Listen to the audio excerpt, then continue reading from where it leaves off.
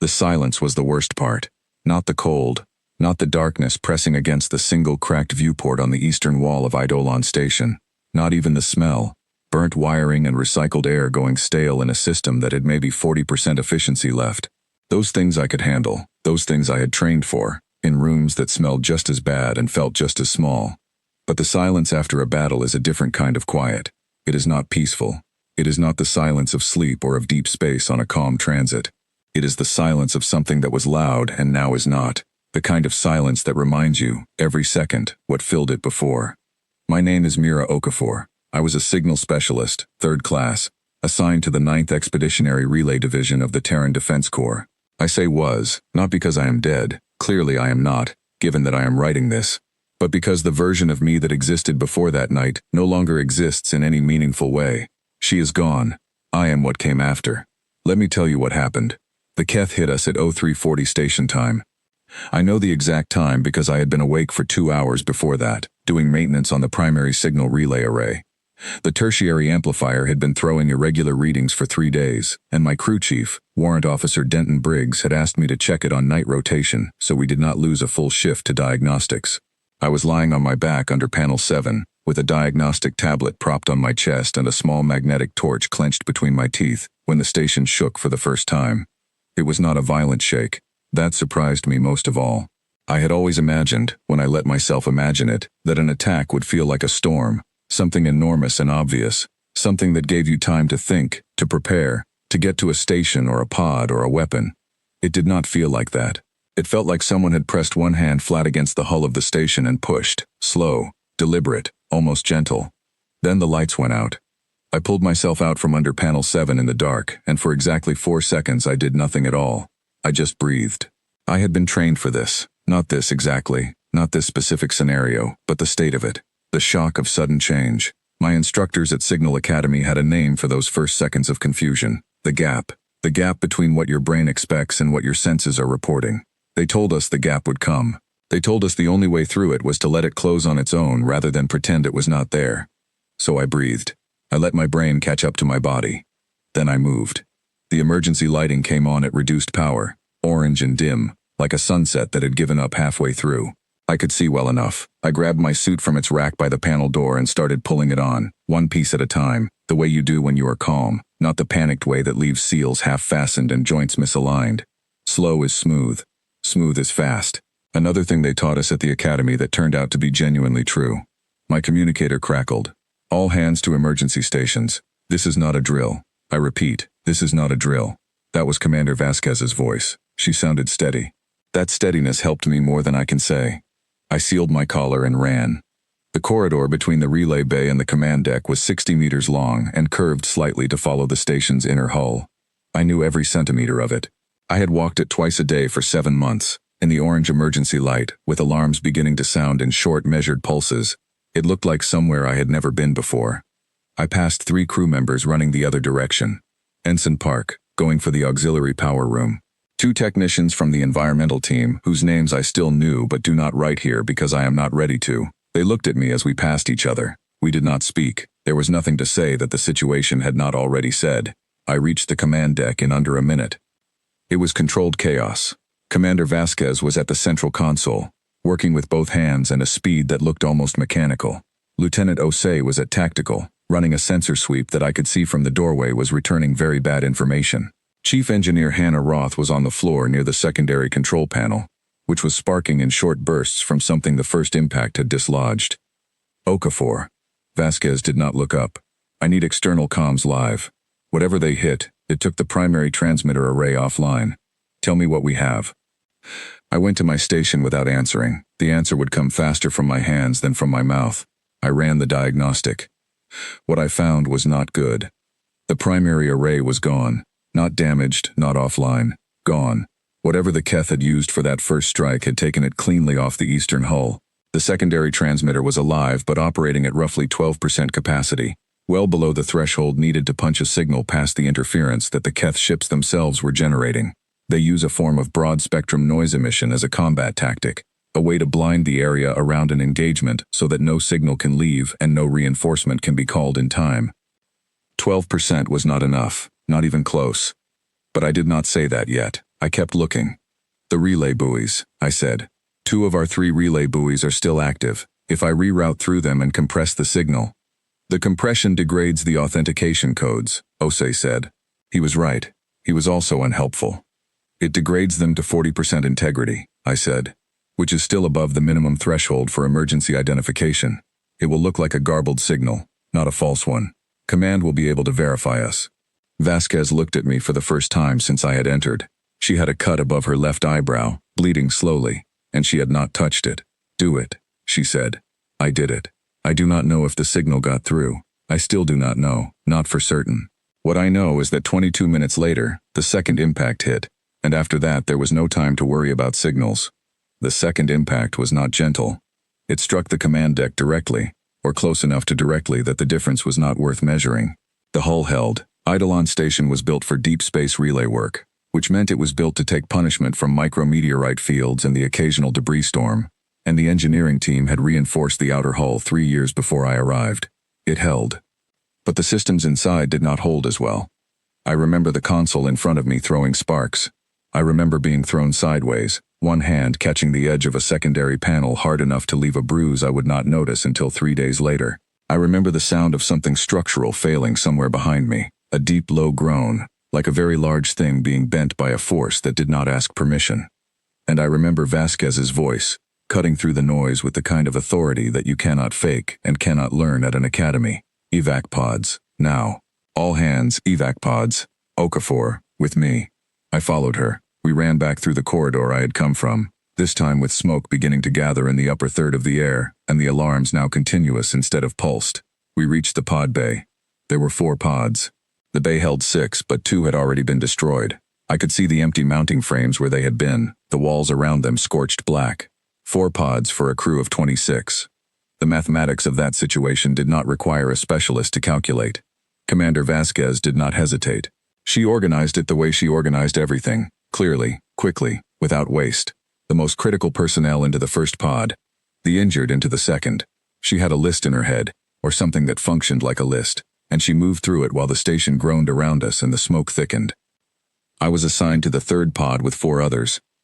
I was climbing in when the third impact hit. I cannot describe the third impact with any real precision, because I was not fully conscious during it. What I can tell you is that when my awareness returned, I was still in the pod bay, but the pod I had been entering no longer existed in any usable sense, and the 3 crew members who had been ahead of me in line had not survived. I was on the floor of the pod bay with a ringing in my ears that would not stop for 6 hours.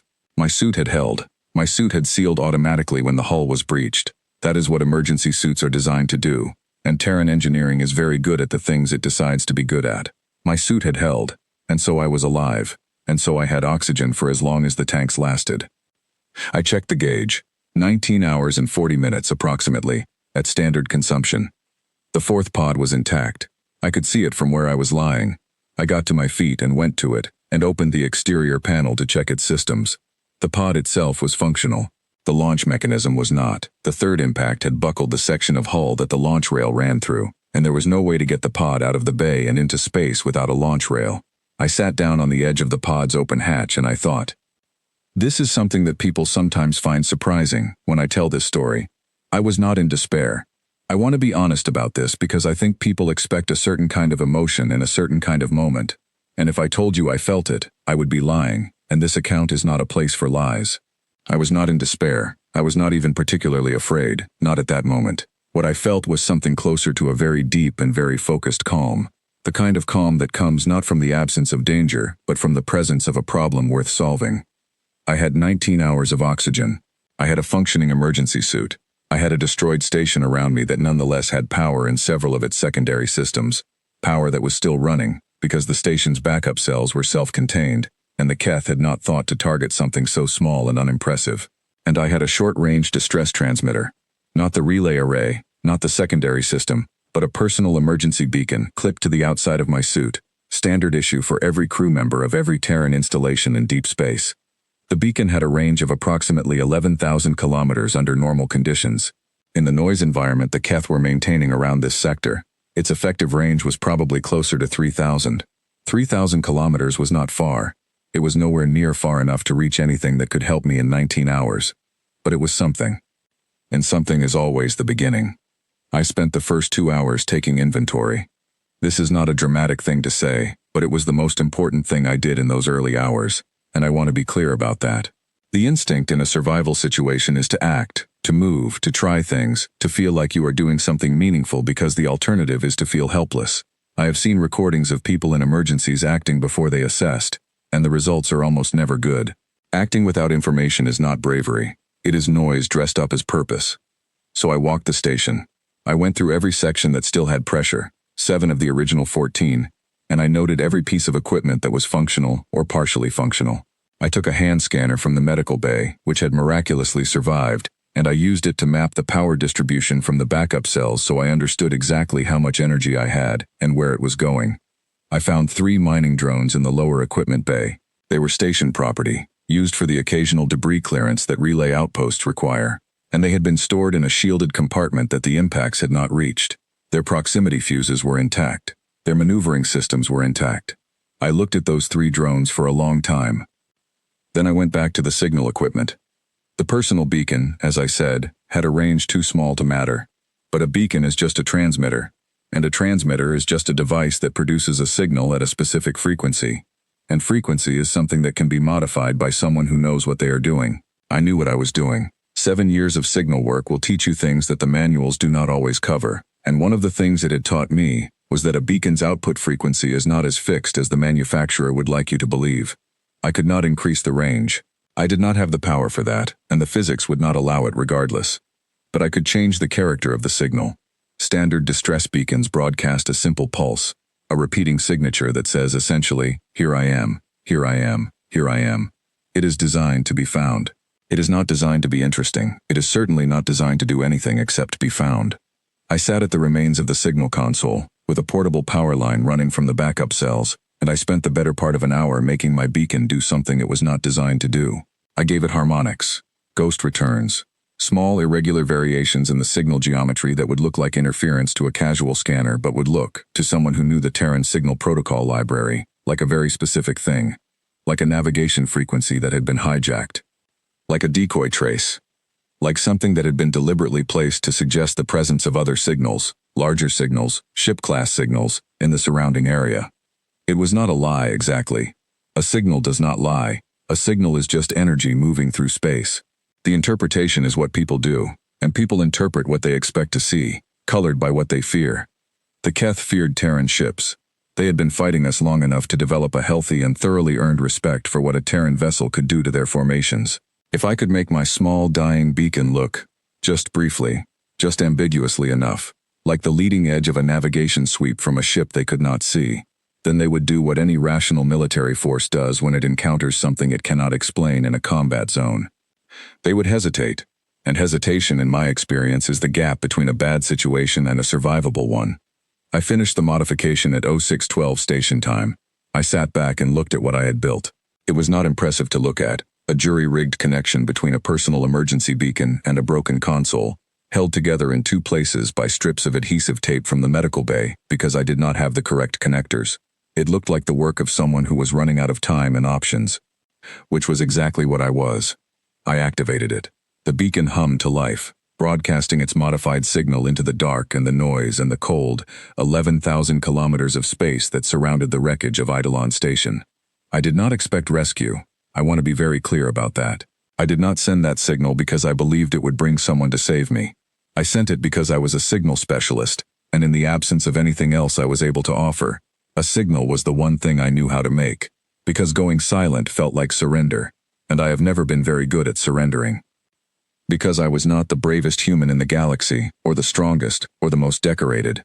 I was just the one who was still alive. And as long as I was alive, I was going to keep making noise. I do not mean that as an insult. I mean it as an accurate description. Their vocal system evolved from a species that communicated through resonance rather than airflow. And even after centuries of biological and technological adaptation, the result is a language built on hard, grinding consonants and very few soft sounds. When I first learned it, 6 years before that night, my instructor at the translation corps had told me to stop thinking of it as speech and start thinking of it as percussion.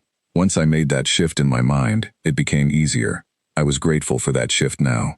The Keth emergency buoy was floating approximately 400 meters from the station's eastern hull. I had spotted it on the hand scanner during my inventory, a small, blinking object that should not have been there, which meant it had either been dropped accidentally during the attack or placed deliberately as a communications relay for the fleet. Either way, it was transmitting on an open Keth military frequency, and it was close enough that my modified beacon, now also functioning as a passive receiver, could pick it up. It took me 40 minutes to splice the connection. I will not walk through every step of that process, partly because it would take longer to explain than it took to do, and partly because the technical details matter less than the result. What matters is that by 0654 station time, I was sitting on an overturned equipment crate in what remained of the relay bay, with my helmet seals confirmed and my receiver live, listening to the Keth High Sensor Command discuss me. Knowing a language and hearing it spoken at combat speed are two different skills. My heart was doing something irregular in my chest, and my hands, I noticed, were perfectly still. The body is strange in moments of true pressure. Things that should be calm are not, and things that should shake remain absolutely steady. I listened carefully, translating as I went. The first voice was senior. I could tell from the harmonic depth of its register. Keth rank is encoded in the resonance of a speaker's voice through a combination of biological modification and electronic augmentation, and a high-ranking commander sounds like a sound system, full and layered, and impossible to mistake. The second voice was junior, lighter, quicker, less certain of itself. Single organic signature confirmed, the senior voice said. Human, alive, isolated. The station is non-functional. There are no weapon systems active. Confirmed, said the junior voice. We are reading one life sign only. No additional biological indicators within scanner range. Course for retrieval? A short pause. Then, 17 minutes at current approach velocity, Commander. Another pause. Longer this time. Do not fire on the station. A living human specimen is worth considerably more than wreckage. We will retrieve the survivor and leave the hulk for the salvage teams. I sat very still and let that sentence complete its journey from my ears to my brain. They thought I was a specimen. I want to be honest again. My first reaction was not fear. It was something far less dignified. Sitting alone on a broken crate in the ruins of a station that had, a few hours ago, held 26 people I knew by name, surrounded by silence and smoke smell and the soft orange glow of dying backup power, my first reaction to being called a specimen was a short, quiet laugh. It came out before I could stop it, contained entirely within my helmet, heard by no one.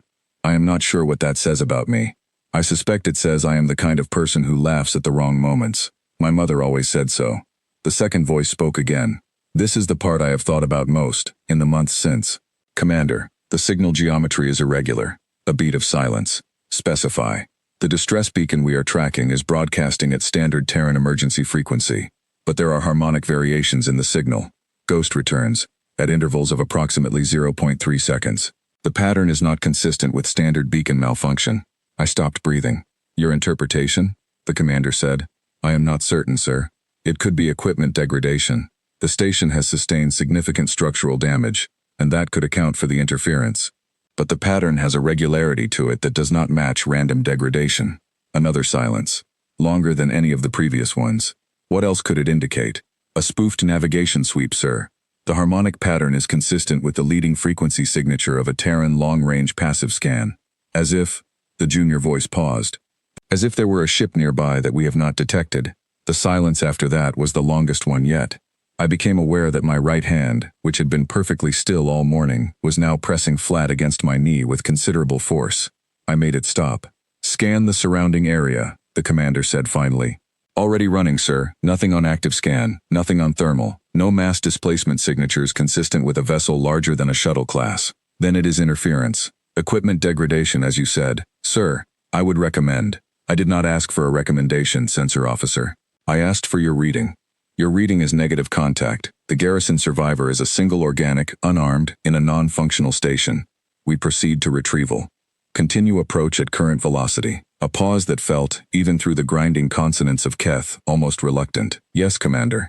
The channel shifted to operational chatter, approach vectors and docking angles and retrieval team assignments.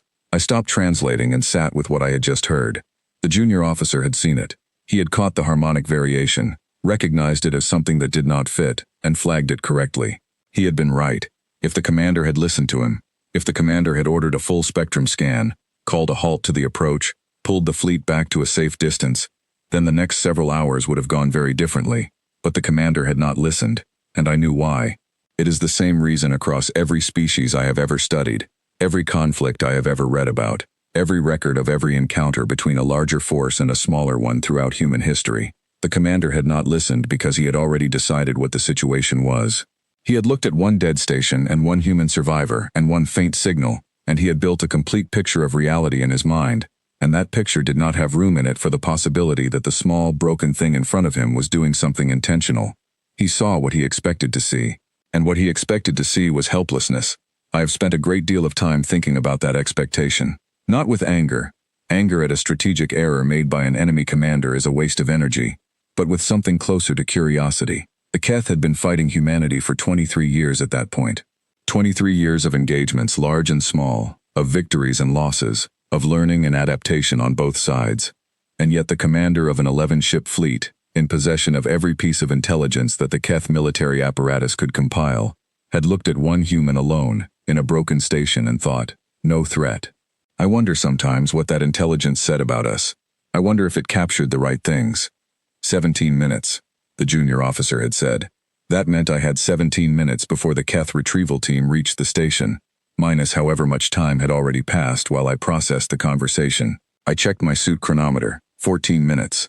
I got up from the crate and I started moving. The thing about survival, real survival, not the version they teach in training simulations, is that it does not feel heroic while it is happening. It feels like a list.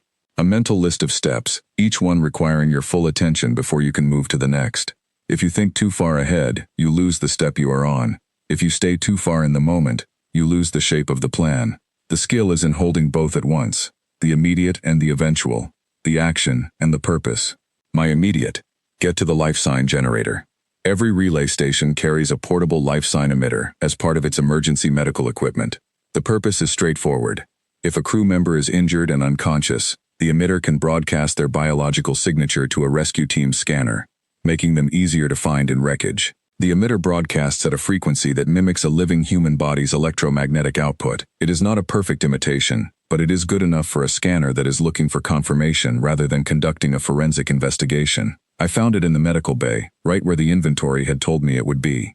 I picked it up, checked its power cell, full, never used, and carried it back through the corridor toward the eastern section of the station. The eastern section was where the fake life sign needed to be. I need to explain why. When a Keth retrieval team boards a hostile installation, they do not enter randomly. They follow the scanner. The scanner leads them to the strongest biological signal, which is the signal they want, the living human they have come to collect.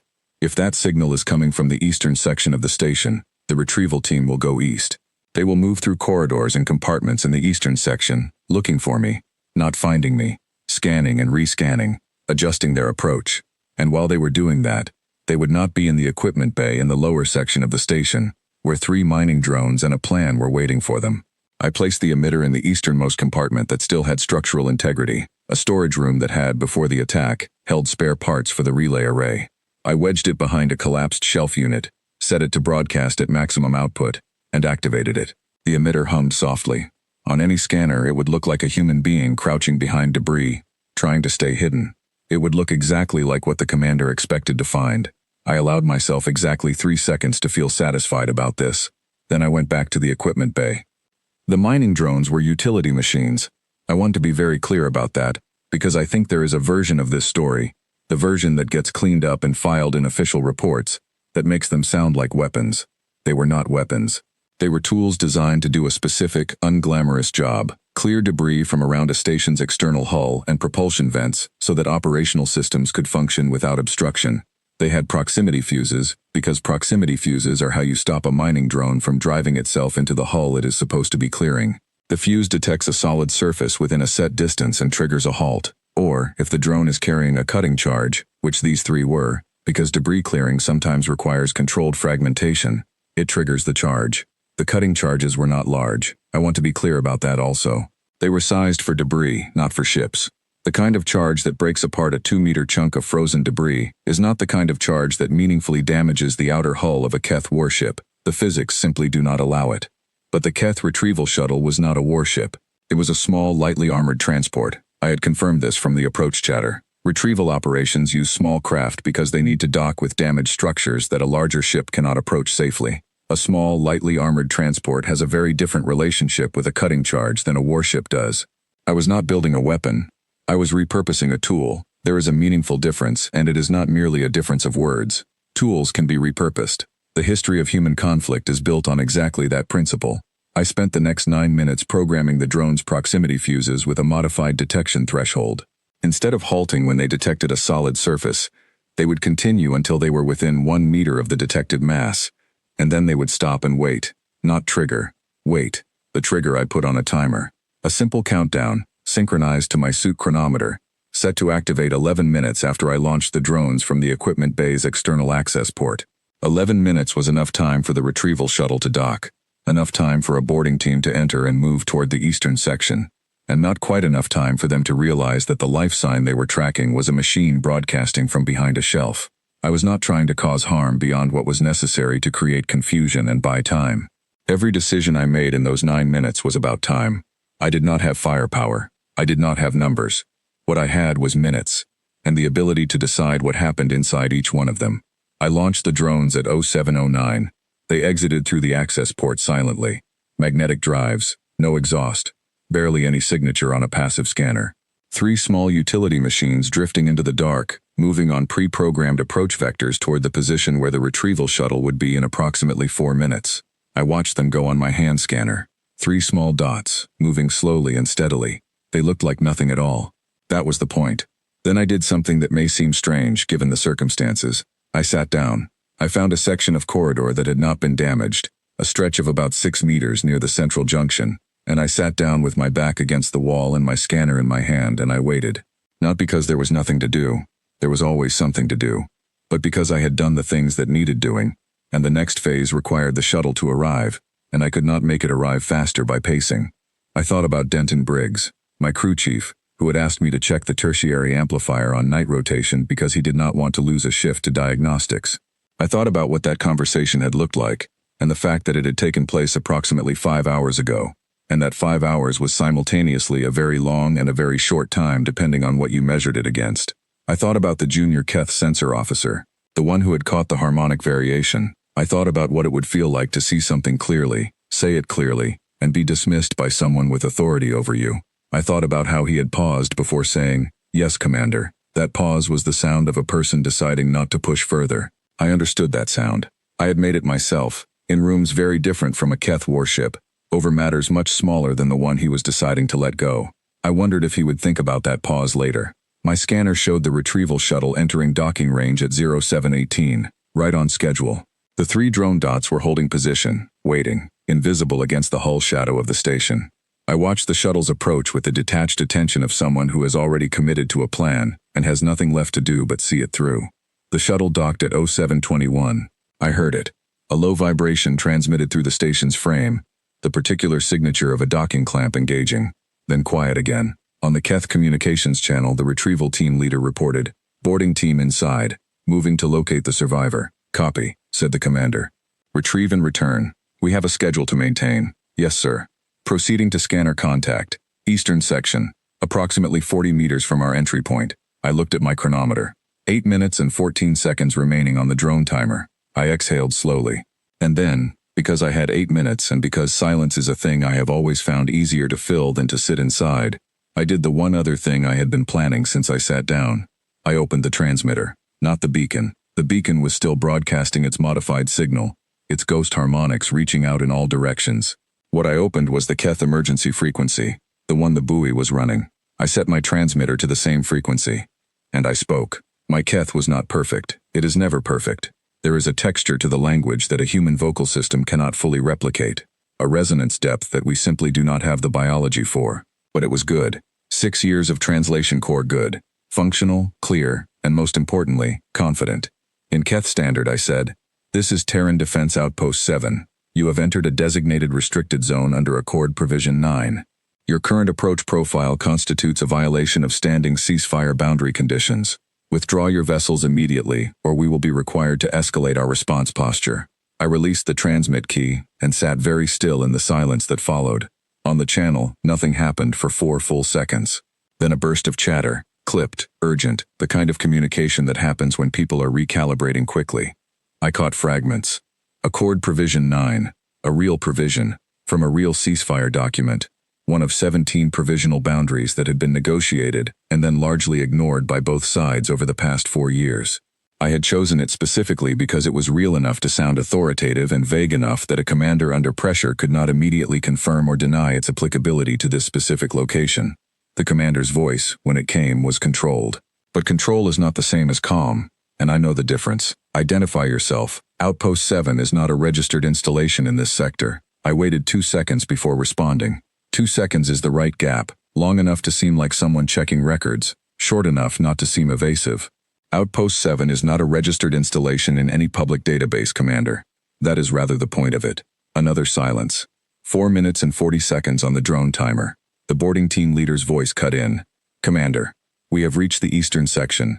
Scanner shows the survivor approximately 15 meters ahead, behind a collapsed storage unit. Copy. Retrieve them. Understood. Moving to retrieve. A pause. Commander, the life sign is not moving. No movement at all. Checking for. Retrieve them, boarding leader. Medical assessment on the shuttle. Yes, sir. Approaching now. 3 minutes and 20 seconds. I stood up from the floor of the corridor and started walking. Not running, walking. Toward the access port through which I had launched the drones. I needed to be at the external panel when the timer completed. Not for any technical reason. I simply needed to see. The boarding leader's voice again. Sharp now. The controlled grinding of Keth suddenly losing some of its composure. Commander, the life sign is a machine. It is a medical emitter. There is no survivor in the eastern section. I repeat, no survivor. It is a decoy. 1 minute and 40 seconds. The commander's response was fast and hard. Find the human. Search the entire station. All teams, full sweep, now. 40 seconds. I reached the external panel and looked through the small reinforced viewport at the side of the station. The retrieval shuttle was docked below me, its running lights blinking steadily in the dark. Compact, lightly armored, exactly as described. 20 seconds. On the channel, voices overlapping, search teams reporting positions, the commander issuing orders, the junior sensor officer's voice somewhere underneath it all saying something I did not catch. 10 seconds. I pressed my back against the wall, away from the viewport, the way you do when you already know what is about to happen, and you want the wall between you and it. 5, 4, 3. The timer completed. The drones did not make a sound I could hear through the hull. What I felt was a vibration, 3 small sequential tremors transmitted through the station's frame, closely spaced, almost like a knock. Then the retrieval shuttle's docking clamp released, not because someone released it, because the section of shuttle hull that the docking clamp was connected to was no longer structurally capable of holding it. On the Keth channel, chaos. I sat down again with my back against the wall and my scanner in my lap, and I listened to 11 warships try to understand what had just happened to them. None of their explanations were correct. Not one of them, not the commander, not the boarding team, not the junior sensor officer, arrived at the conclusion that a single human crew member with mining drones and a borrowed countdown had just neutralized their retrieval shuttle, using nothing that had not already been on the station before the attack began. They had expected helplessness. They had received a problem they could not immediately solve. And in the difference between those two things, I had bought myself time. Time was all I needed. Time, and the particular kind of quiet stubbornness that my mother used to call my worst quality, and my father always called my best one. I checked my oxygen gauge. 17 hours and 50 minutes remaining. I still had work to do. I do not mean that in any negative sense. I mean it as a plain observation, the kind you make as a child without understanding what it means, and only understand much later, when the thing it points to becomes relevant in a way you did not anticipate. He worked the mining platforms on Ganymede for 31 years. Ore extraction, mostly. The deep kind, where the machinery is old and the margins are narrow, and the work is measured not in clean metrics but in tons moved and hours logged, and problems solved with whatever happened to be within reach. His hands were always marked by it. Grease under the fingernails, small burns on the knuckles from metal edges in tight spaces, calluses in places that soft-handed people do not develop calluses. He used to say, when something broke, and on a Ganymede mining platform something was always breaking, that the first question was never how do I fix this properly. The first question was always what do I have? You assessed your materials before you assessed your problem, because the problem would define itself. But the materials were fixed. The materials were what they were. You could not wish better tools into existence, and wishing was a waste of time that the platform schedule did not allow for anyway. I thought about him a great deal in the hours after the drones completed their task, not with sadness, with something more useful than sadness, with the specific kind of clarity that comes from remembering, at the right moment, that you already know the thing you need to know. You simply have not applied it yet. I had what I had, and what I had was enough, if I used it correctly. That was the question I sat with. How do I use it correctly? The Keth fleet was not going anywhere. This became clear within 30 minutes of the shuttle incident. I had expected, or perhaps hoped is the more honest word, that the destruction of their retrieval transport would prompt some kind of withdrawal, a tactical reassessment, the fleet pulling back to a safer distance while the commander figured out what had happened and decided on a new approach. Instead, they tightened. I could read their repositioning on my hand scanner. The 11 ships closed their formation, moving from a loose retrieval posture into something more deliberate, more enclosing. They were not retreating. They were thinking, and their thinking had the shape of a trap being arranged around a fixed point. The fixed point was me. I will admit that this development was not what I had planned for. I had been operating on the assumption, a hopeful assumption I recognize now, that the loss of the shuttle would introduce enough uncertainty into the commander's calculations to buy me several hours of relative freedom. Time to work, time to build, time to take the next step in a plan that was still forming as I moved through it. Instead, I had approximately 40 minutes before their new formation would be close enough to send another boarding team. This one would not use a shuttle. At the distance they were moving to, they could use their own docking bridges, rigid, armored corridors that extend from a warship directly to an installation's hull. Much harder to disrupt than a small shuttle. Much harder to plan around. 40 minutes. I got up from the floor and I moved. The station's mass driver array was located in the sub-hull level, beneath the equipment bay where I had found the drones. Mass drivers are standard equipment on deep space relay outposts, not as weapons, which I want to be clear about, but as debris management systems. When a large piece of debris is on an intercept course with a station that cannot move out of its way, you do not wait for it to arrive. You fire a dense projectile at it and break it into pieces small enough to pass around the station without causing significant damage. The array consisted of 4 individual drivers, mounted on retractable pylons that extended through the subhull when operational. 3 of the 4 had been damaged in the attack. The 4th was intact, which I discovered when I opened the subhull access panel and ran the diagnostic. Intact, but not powered. The array's dedicated power system had been severed somewhere between the main cells and the driver bay. A full repair would take several hours and require components I did not have, but a partial connection, enough to run 1 driver at reduced capacity, was a different question entirely. It took me 19 minutes to reroute power from the backup cells to the single functional driver.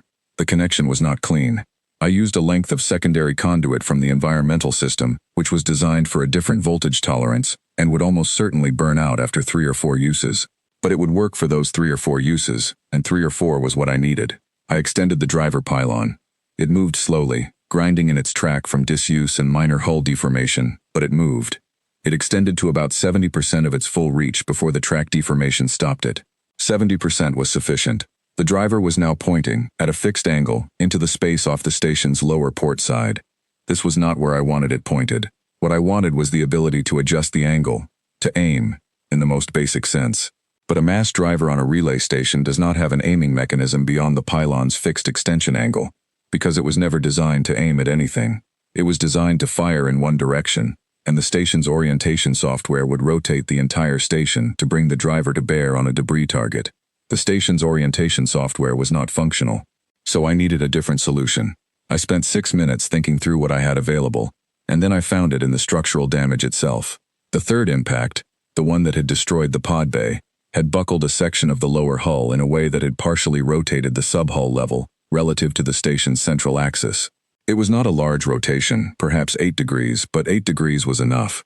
If I extended the driver from its current damaged track angle, accounting for the hull rotation, the projectile path would pass through the coordinates where the Keth formation's lead ship would be in approximately 22 minutes. I did not arrive at this by luck. I arrived at it by measuring. I measured the hull rotation with the hand scanner's structural assessment function. I measured the Keth formation's approach velocity and heading from the scanner's passive tracking. I calculated the intersection of those 2 sets of measurements with the mental arithmetic that 7 years of signal work makes automatic, the kind of constant spatial calculation that becomes a background process in a specialist's mind after long enough. 8 degrees of hull rotation, plus the driver's fixed angle, plus the formation's projected position in 22 minutes. It was not a precise targeting solution. It was an approximation, and the margin of error was considerable. But the projectile from a mass driver does not need to hit a ship to be effective. A dense object moving at driver velocity, passing within 200 meters of a warship's hull, creates a pressure wave that any military vessel's sensors will detect as an imminent collision event. The automatic collision avoidance systems, which all Keth warships carry, I had read their technical specifications twice during my time in the Translation Corps. They are very proud of their collision avoidance systems, would trigger immediately. A collision avoidance trigger in a tight formation is not a small event. It forces every ship in the formation to take independent evasive action, and independent evasive action in a tight formation is, briefly, chaos. I did not need to damage them. I needed 30 seconds of chaos. 30 seconds of chaos would break the formation's approach timing. It would set their repositioning back by several minutes, and several more minutes was what I was building toward, one small margin at a time. I loaded the driver and set the timer. Then I went back upstairs to check my other problem. My other problem was oxygen, not the quantity. I had checked the gauge before leaving the subhull level and I had 15 hours and 12 minutes remaining, which was ample time for what I was planning. The problem was consumption rate. Physical exertion increases oxygen consumption, and I had been moving continuously for the better part of 3 hours. At my current activity level, my 15 hours of reserve was a generous estimate. If I kept moving at this pace without rest intervals, I was looking at closer to 13. 13 hours was still workable, but I needed to be honest with myself about the number. I found a section of corridor that was not compromised and sat down for 5 minutes with my eyes closed and my breathing deliberate. Long inhale, controlled exhale. The rhythm that the Academy's survival instructors had drilled into us so many times that it became reflexive. The body calms when the breath calms. This is simply biology. I have never found it to be untrue. In those 5 minutes I did two things simultaneously. I rested my body, and I finished the plan. Not the improvised, step-by-step plan I had been executing since the attack. The plan that was more reaction than strategy, more response than design. I mean the full plan. The version that had been assembling itself in pieces at the back of my mind, while my hands were busy with conduit rerouting, and drone programming and frequency modification. The plan required 3 more things. The first was the mass driver firing, which was already on a timer. The second was a broader broadcast, not the modified beacon I had been running, not the fake Keth military communication I had transmitted earlier. Something different. Something that required the station's short-range transmitter, the secondary system that was still alive at 12% capacity, running at its maximum output, broadcasting on the emergency frequency used by Terran military vessels for fleet coordination. 12% capacity was, as I had told Lieutenant Osei hours ago, well below the threshold for punching through Keth interference under normal conditions, but the Keth formation had tightened around the station. They were closer now than they had been during the attack. Closer meant less distance for the signal to travel. And there was something else, the mass driver firing, the collision avoidance trigger, the 30 seconds of formation chaos I was engineering. All of that would require the Keth ships to activate their emergency response systems. Emergency response systems generate their own electromagnetic output. And electromagnetic output, at the right frequency and in the right quantity, creates gaps in the interference pattern. Gaps that a 12% capacity transmitter, broadcasting at exactly the right moment, might be able to use. The timing would need to be precise. The broadcast window, if the interference pattern behaved the way I calculated it would, was approximately 8 seconds wide. 8 seconds was enough for a compressed emergency signal with basic authentication data, not enough for a detailed message, enough for a location and a confirmation of life, enough for someone who was listening to know where I was, and that I was still alive. The third thing was more personal. I needed to find a place in the station where I would be safe from what was about to happen when the Keth commander ran out of patience for careful retrieval and decided that a dead human was easier to explain than a fleet held at standoff by a broken relay station and one surviving specialist. That moment would come. I did not know exactly when, but I knew the shape of it. I had read enough military history and enough Keth operational doctrine to know that there is a threshold, a point at which the calculation shifts from retrieve to eliminate, from the value of a living specimen to the cost of continued delay, and I needed to be behind something solid when we crossed it. The station had one section of reinforced hull remaining intact, the core equipment vault, a 2-meter by 3-meter room in the station's geometric center that housed the primary computing cores and was shielded against electromagnetic interference, radiation, and, relevant to my current situation, moderate structural impact. It was not indestructible, but it was the closest thing to a safe position that the station offered. That was where I needed to be when the third stage of the plan completed itself. 5 minutes of breathing, 2 things done simultaneously. I opened my eyes, checked my chronometer, and stood up.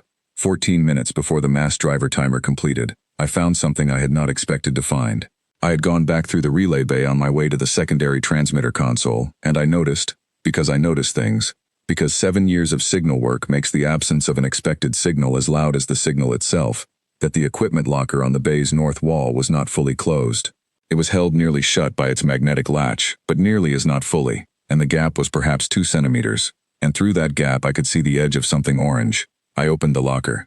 Inside, wedged between a spare antenna housing and a coil of signal conduit, was a personal survival kit. Standard issue, the kind that every station carried in every compartment as a redundancy measure, because the Terran Defense Corps has a long institutional memory for the situations that arise when primary systems fail and crew members find themselves in places they did not plan to be. The kit contained a compressed nutrition block, a water reclamation tablet, a small medical kit with a pain relief applicator and a tissue sealant, and, at the bottom, in its own sealed pouch, a secondary oxygen canister. 4 hours of additional oxygen supply. I stood in front of that locker for a moment and said nothing. There was no one to say anything to, and the moment did not require words. It required the kind of quiet acknowledgement that you extend to the universe when the universe does something unexpectedly kind in the middle of being thoroughly unkind. A small recognition that the odds, which had been stacked in a particular direction, had just shifted slightly in another. 4 more hours. 19 hours of oxygen effectively, from this point forward. I took the canister and connected it to my suit's secondary intake. Then I took the nutrition block as well, because I had not eaten since before the attack and the body needs fuel the same way a machine does, and a hungry brain makes worse calculations than a fed one. I ate while I walked to the secondary transmitter console. Practical matters, attended to practically. The transmitter console was in worse shape than it had been 3 hours ago. One of the secondary impacts, not from the Keth, but from an internal pressure failure in the adjacent compartment, had knocked a support strut loose, and the strut had fallen across the lower half of the console, breaking 2 of the manual control interfaces. The automated systems were still functional, but the manual override, the control I needed to time the broadcast with precision, was in the lower half. I moved the strut. It was heavy. It was designed to support a section of reinforced ceiling, and it was built from the same dense composite alloy that the Terran Core uses for structural members in deep space installations. Moving it without powered assistance was the kind of physical effort that I noticed in my oxygen gauge immediately afterward, the consumption rate ticking up for a full minute before it settled back to baseline. But the manual override was accessible. I set the broadcast parameters, compressed emergency signal, maximum output for the secondary system, authentication codes from my suit's personnel identifier, which would tell any Terran receiver exactly who was broadcasting and from what installation. I set the trigger to manual, which meant I would need to be at this console when the mass driver fired, watching the scanner for the interference pattern gap, and press the control at the right moment, 8 seconds wide, if my calculations were correct. If they were not correct, I would burn the secondary transmitter's remaining capacity on a signal that went nowhere, and I would lose the tool that I had been using to bluff the Keth with broadcast transmissions. I sat with that risk for approximately 10 seconds. Then I accepted it and moved on, because risk assessment has a proper duration, and exceeding it is its own kind of mistake. I moved to the position I needed, the secondary console, with line of sight to the scanner readout and my hand on the manual override. I checked the mass driver timer. 4 minutes and 30 seconds. I waited. This waiting was different from the waiting I had done earlier. Earlier, I had sat down because the plan required time to pass, and there was nothing productive to do inside that time. This waiting was active.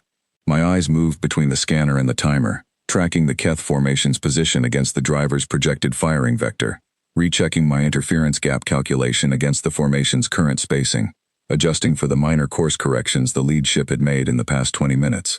I was not anxious. I want to record that accurately, because it matters to the account. I was focused. Anxiety and focus can feel similar from the inside. Both are states of heightened attention, but they produce different results. Anxiety narrows the field until you can only see the thing you are afraid of. Focus widens it until you can see everything relevant at once. I could see everything relevant. 2 minutes. On the Keth channel, the boarding team leader was reporting readiness. The docking bridge was prepared. They were waiting for the commander's authorization. 1 minute. The commander's voice. Boarding team, you are authorized to proceed on my mark. Prepare to. The mass driver fired. The sound of it through the station's frame was extraordinary. Not loud exactly, but deep. A resonance rather than a noise, as if the station had briefly remembered what it was built for, and expressed that memory in the only way it had left. On the scanner, the Keth formation reacted exactly the way the laws of physics required it to. The lead ship's collision avoidance triggered first. Then, in a cascade that took approximately 2 seconds to propagate through the formation, every ship made independent evasive corrections. For 31 seconds, I counted, the tight formation that had been advancing on Eidolon Station dissolved into something that looked, on a passive scanner, like 11 different answers to the same unexpected question. The electromagnetic output spiked. The interference pattern fractured along 3 distinct lines. I saw the gap. I pressed the control. The transmitter broadcast for 8.2 seconds at maximum output before the interference closed again, and the formation began reassembling itself. Whether anyone heard it, I did not know. Whether the signal had carried through the remaining interference, past the edge of the Keth noise envelope and into the open space beyond, where a Terran receiver might be listening on the right frequency at the right moment, I did not know. What I knew was that I had done the thing. I had sent the signal into the dark with everything the station had left to send it with. At the only moment the dark had offered a gap wide enough to use. My father would have done exactly the same thing. You use what you have. You use it at the right moment. And then you move to the next problem, because the next problem is always there, and it will not wait for you to feel certain about what you just did. I closed the transmitter panel, took one measured breath, and walked toward the core equipment vault, because the next problem was coming, and I needed to be behind something solid when it arrived. The core equipment vault smelled like warm electronics and sealed air. It was a small room, 2 meters by 3, as I had noted during my inventory, which means it was roughly the size of a large storage closet. The walls were composite alloy over a radiation shielding layer, and the ceiling was low enough that I could not fully straighten my helmet without the top of it brushing the conduit runs above me. There were no windows. There was one door, which sealed from the inside with a manual lock bar that required no power to operate. There were 2 computing cores mounted in floor-to-ceiling racks along the longer walls, blinking steadily in the dark with the patient, indifferent rhythm of machines that do not know or care that everything around them has changed. I locked the door bar and sat down on the floor between the 2 racks. 14 hours and 43 minutes of oxygen remaining. The Keth commander would be making a decision right now. I knew the shape of that decision the way you know the shape of a weather system before it arrives. Not the specifics, but the general pressure and direction of it. He had lost a retrieval shuttle. He had experienced a formation disruption from a projectile fired by a station he had assessed as non-functional. He had received a broadcast transmission on a Terran military frequency that should not have been possible from an installation with 12% transmitter capacity. And he had a boarding team on standby and a schedule he had mentioned wanting to maintain. The calculation was shifting. I could feel it shifting, the way you feel a change in pressure before the air temperature changes. The question was not whether he would act. The question was how long he would think before he did. I decided to give him something else to think about. I connected my suit's communicator to the Keth emergency frequency for the 3rd time. I had been conservative with my transmissions, spacing them carefully, because every broadcast carried risk. The Keth could triangulate a transmitter's position if they had enough time and enough data points. 3 transmissions from different system connections, the beacon, the secondary transmitter, and now the suit communicator, would give them 3 different apparent source locations, which would confuse the triangulation rather than clarify it. That confusion was intentional. I wanted them to be uncertain about where, exactly, inside the station I was. I composed what I wanted to say, not aloud, in my head, in Keth standard, checking the grammar and the register. Register matters enormously in Keth. The same sentence delivered in a high command register versus a field operational register carries entirely different implications about the speaker's authority and position. I had been using high command register in all my previous transmissions. I intended to continue doing so. I pressed transmit. Commander, I am going to save us both some time. You are currently recalculating your approach. You are wondering whether the asset you came to retrieve is worth the additional resources you will need to spend to retrieve it. I want to offer you a framework for that calculation. In the past 4 hours, this installation has disrupted your retrieval operation, neutralized your transport vessel, disrupted your formation with a directed projectile, and transmitted a full authentication signal on a Terran military coordination frequency. None of these actions were performed by a special operations unit. None of them involved technology that was not already present on this station before your fleet arrived. They were performed by one person. I am giving you this information not to boast. I am giving it to you because it is directly relevant to your calculation. Consider what that one person will do with the next 14 hours.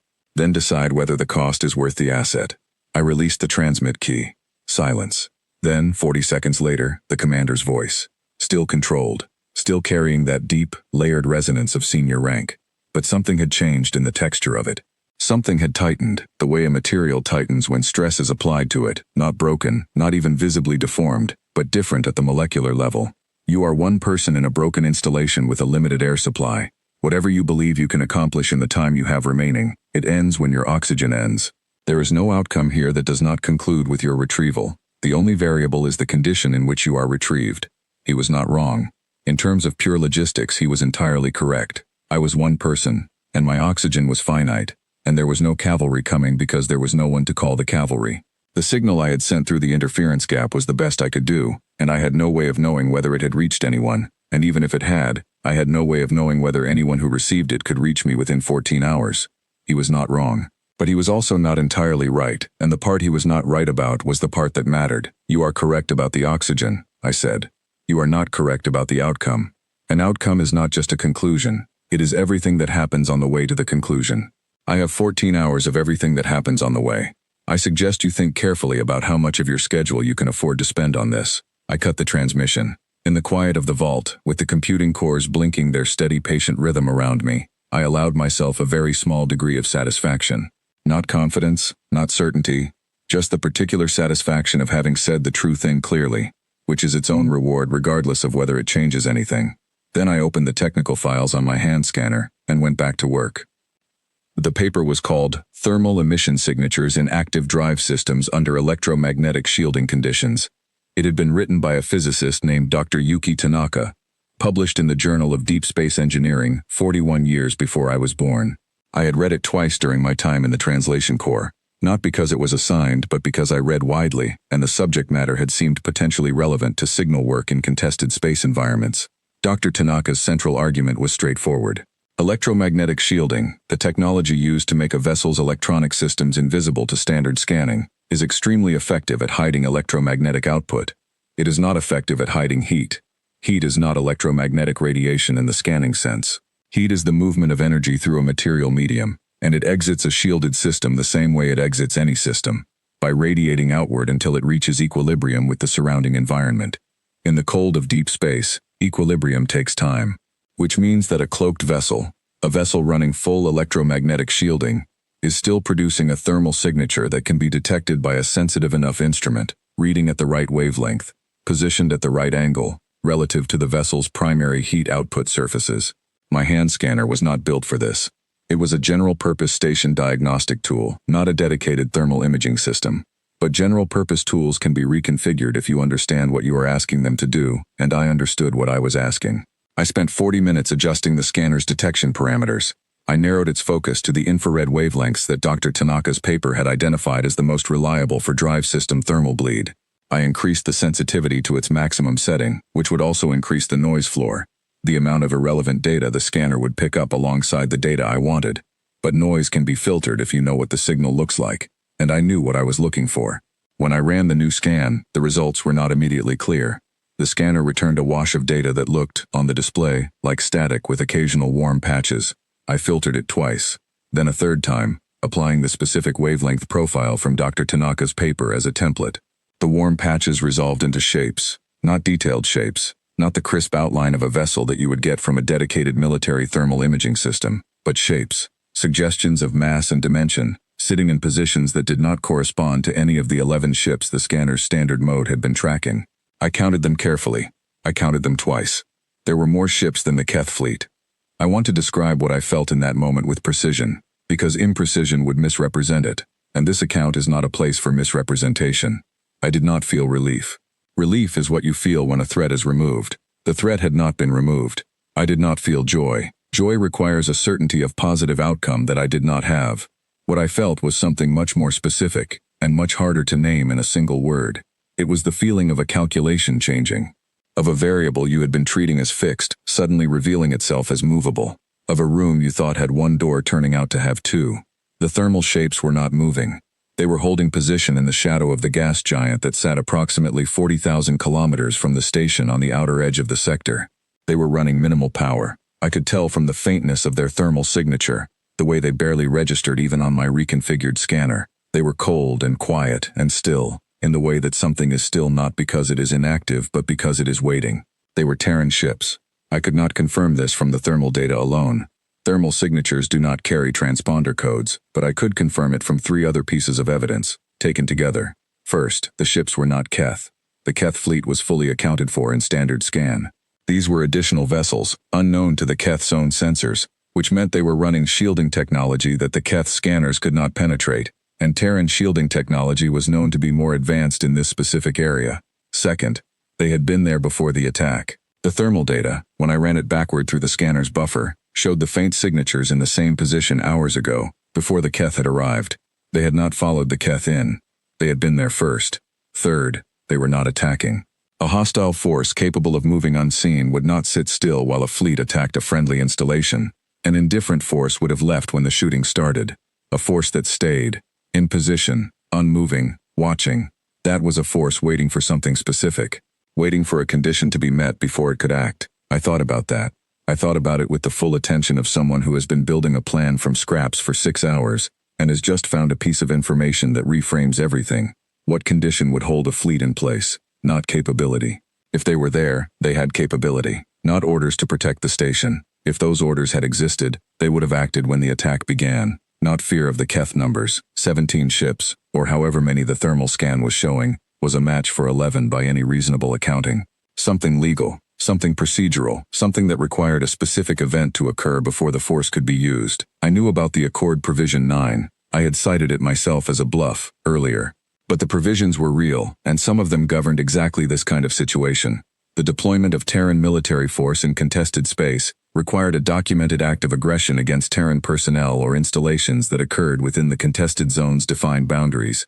Eidolon Station was within those boundaries. The Keth attack was the documented act, but documentation required a signal, an authenticated signal, carrying installation identification and confirmation of hostile engagement, transmitted on a Terran military coordination frequency. The signal I had sent through the interference gap, the signal I had not known anyone was positioned to receive. I sat with the full weight of that understanding for a moment. Not long. The situation did not allow for long, but a moment. I had not been sending a signal into the empty dark, hoping someone somewhere might eventually receive it. I had been, without knowing it, sending a signal to a fleet that was already there, already listening, already waiting for exactly the kind of authentication I had transmitted. My 12% capacity secondary transmitter, firing through an 8-second gap in Keth interference, had been enough, because the receiver was not light hours away. The receiver was 40,000 kilometers away, behind a gas giant, running full attention on every frequency that a damaged Terran installation might use. I had not known I was the key. I had just been trying to stay alive and make noise. The Keth commander contacted me again at the 2-hour mark. I had spent those 2 hours in the vault, conserving oxygen, monitoring the scanner, and thinking through what I now understood about the situation. The thermal signatures had not moved. The Keth fleet had completed its formation reassembly and was holding position, close but not advancing, which told me the commander was still calculating and had not yet reached the threshold decision. Specialist. He used the Terran rank designation. That was new. It was a form of acknowledgement, small but deliberate. He was recalibrating his approach. Commander, I said. You transmitted on a military coordination frequency 2 hours ago. I want to know what response you received. It was a direct question, asked without the surrounding layers of command language that Keth senior officers typically use. He was asking because he genuinely wanted to know, because the answer was relevant to his calculation in a way that he could not resolve through his own intelligence. I considered the question carefully. The honest answer was that I had received no response, no confirmation, no signal back through the interference. The fleet in the gas giant's shadow was running silent, and silent meant no transmissions, not even acknowledgement. If they had received my signal and acted on it, that action would not announce itself in advance. But the honest answer was not the only answer available to me. Commander, I said, I think you already know the answer to that question. Otherwise you would not be asking it. Silence. Long silence. The kind that has weight. Your formation disruption earlier, he said finally. The mass driver. I have had my technical team reconstruct the firing solution. And? It should not have been possible. The driver's pylon was damaged. The station's orientation system was offline. The targeting solution required accounting for hull deformation, formation approach vectors, and projectile timing simultaneously, without a functioning fire control system. Yes, I said. You calculated that manually. I measured carefully and used the mathematics I had available. Another silence. Shorter this time. Who are you? He asked. And there it was. The question underneath all the other questions. The one that the strategic and tactical layers had been sitting on top of for the past 6 hours. Not who are you in the military sense, rank, unit, installation. He had all of that from my authentication signal. He meant something different. He meant the thing that his junior sensor officer had begun reaching for when he noticed the irregular signal geometry, and that the commander had dismissed, and that had been reaching back at him ever since. He meant, what are you? What kind of thing does what you have done, with what you had to do it with? I thought about my answer for exactly the time it deserved, which was not very long, because the answer was not complicated. I am a signal specialist, I said. 3rd class. I maintain communication equipment and manage frequency operations for relay installations in deep space environments. My father was a mining engineer on Ganymede. My mother taught primary school mathematics in Lagos. I have never been in combat before today. The silence after that was the longest one he had allowed. Then how? He began. Because this is what humans do, I said. We read old papers by people who died before we were born. We learn how to use tools for things they were not designed for. We build what we need from what we have. We calculate the things that should not be calculable, and fire the shots that should not be accurate, and send the signals that should not reach anyone. I paused. We have been doing it for as long as we have existed. We have had more practice at it than your civilization has had faster than light travel, and we do not stop. That is the thing I most want you to understand, Commander. We do not stop. The channel was quiet for so long that I checked the connection twice to confirm it was still live. Then his voice came back, quieter than before. Not the resonant command register, something closer, almost, to the tone of the junior sensor officer who had caught the signal anomaly, and not been listened to. Something that sounded, underneath the grinding Keth consonants, almost like honest inquiry. Is there a fleet behind that planet? Not a question. Not exactly. An invitation to confirm what he had already begun to suspect. I looked at my scanner. The thermal signatures were still there. Still waiting. Commander, I said, I think you should contact your own High Council. And then I closed the channel, because some statements are most powerful when nothing follows them, and because my oxygen gauge read 12 hours and 17 minutes, and I still had work to do. The computing cores blinked around me in the dark, patient and indifferent and steady, keeping time the way machines do, without hope, without fear, without any awareness of what was riding on every second they counted. I found that steadiness useful. I matched my breathing to it and waited for the next thing to begin. They think of it as the absence of action, as empty time, dead time, the space between the things that matter. But waiting done correctly is not empty at all. It is a form of attention, sustained, disciplined, directed at the right targets. The people who are best at it are not the people who have learned to stop thinking during stillness. They are the people who have learned to think differently during stillness. To use the pause the way a musician uses a rest in a piece of music. Not silence for its own sake, but silence that gives the notes around it their proper weight. I had been waiting for 2 hours and 19 minutes when the Keth fleet began to move. Not toward me. That was the first thing I confirmed on the scanner, and I will admit that confirming it produced a physical response that I had not fully anticipated. A slow release of tension across my shoulders and upper back that told me, in the honest language of the body, exactly how much I had been holding without acknowledging it. They were not moving toward me. They were moving away, backward, along the same approach vector they had used to arrive, but in reverse, deliberately, slowly. The kind of movement that is not a retreat. A retreat implies disorder, implies being pushed, but a withdrawal, considered, chosen. The commander had made his calculation.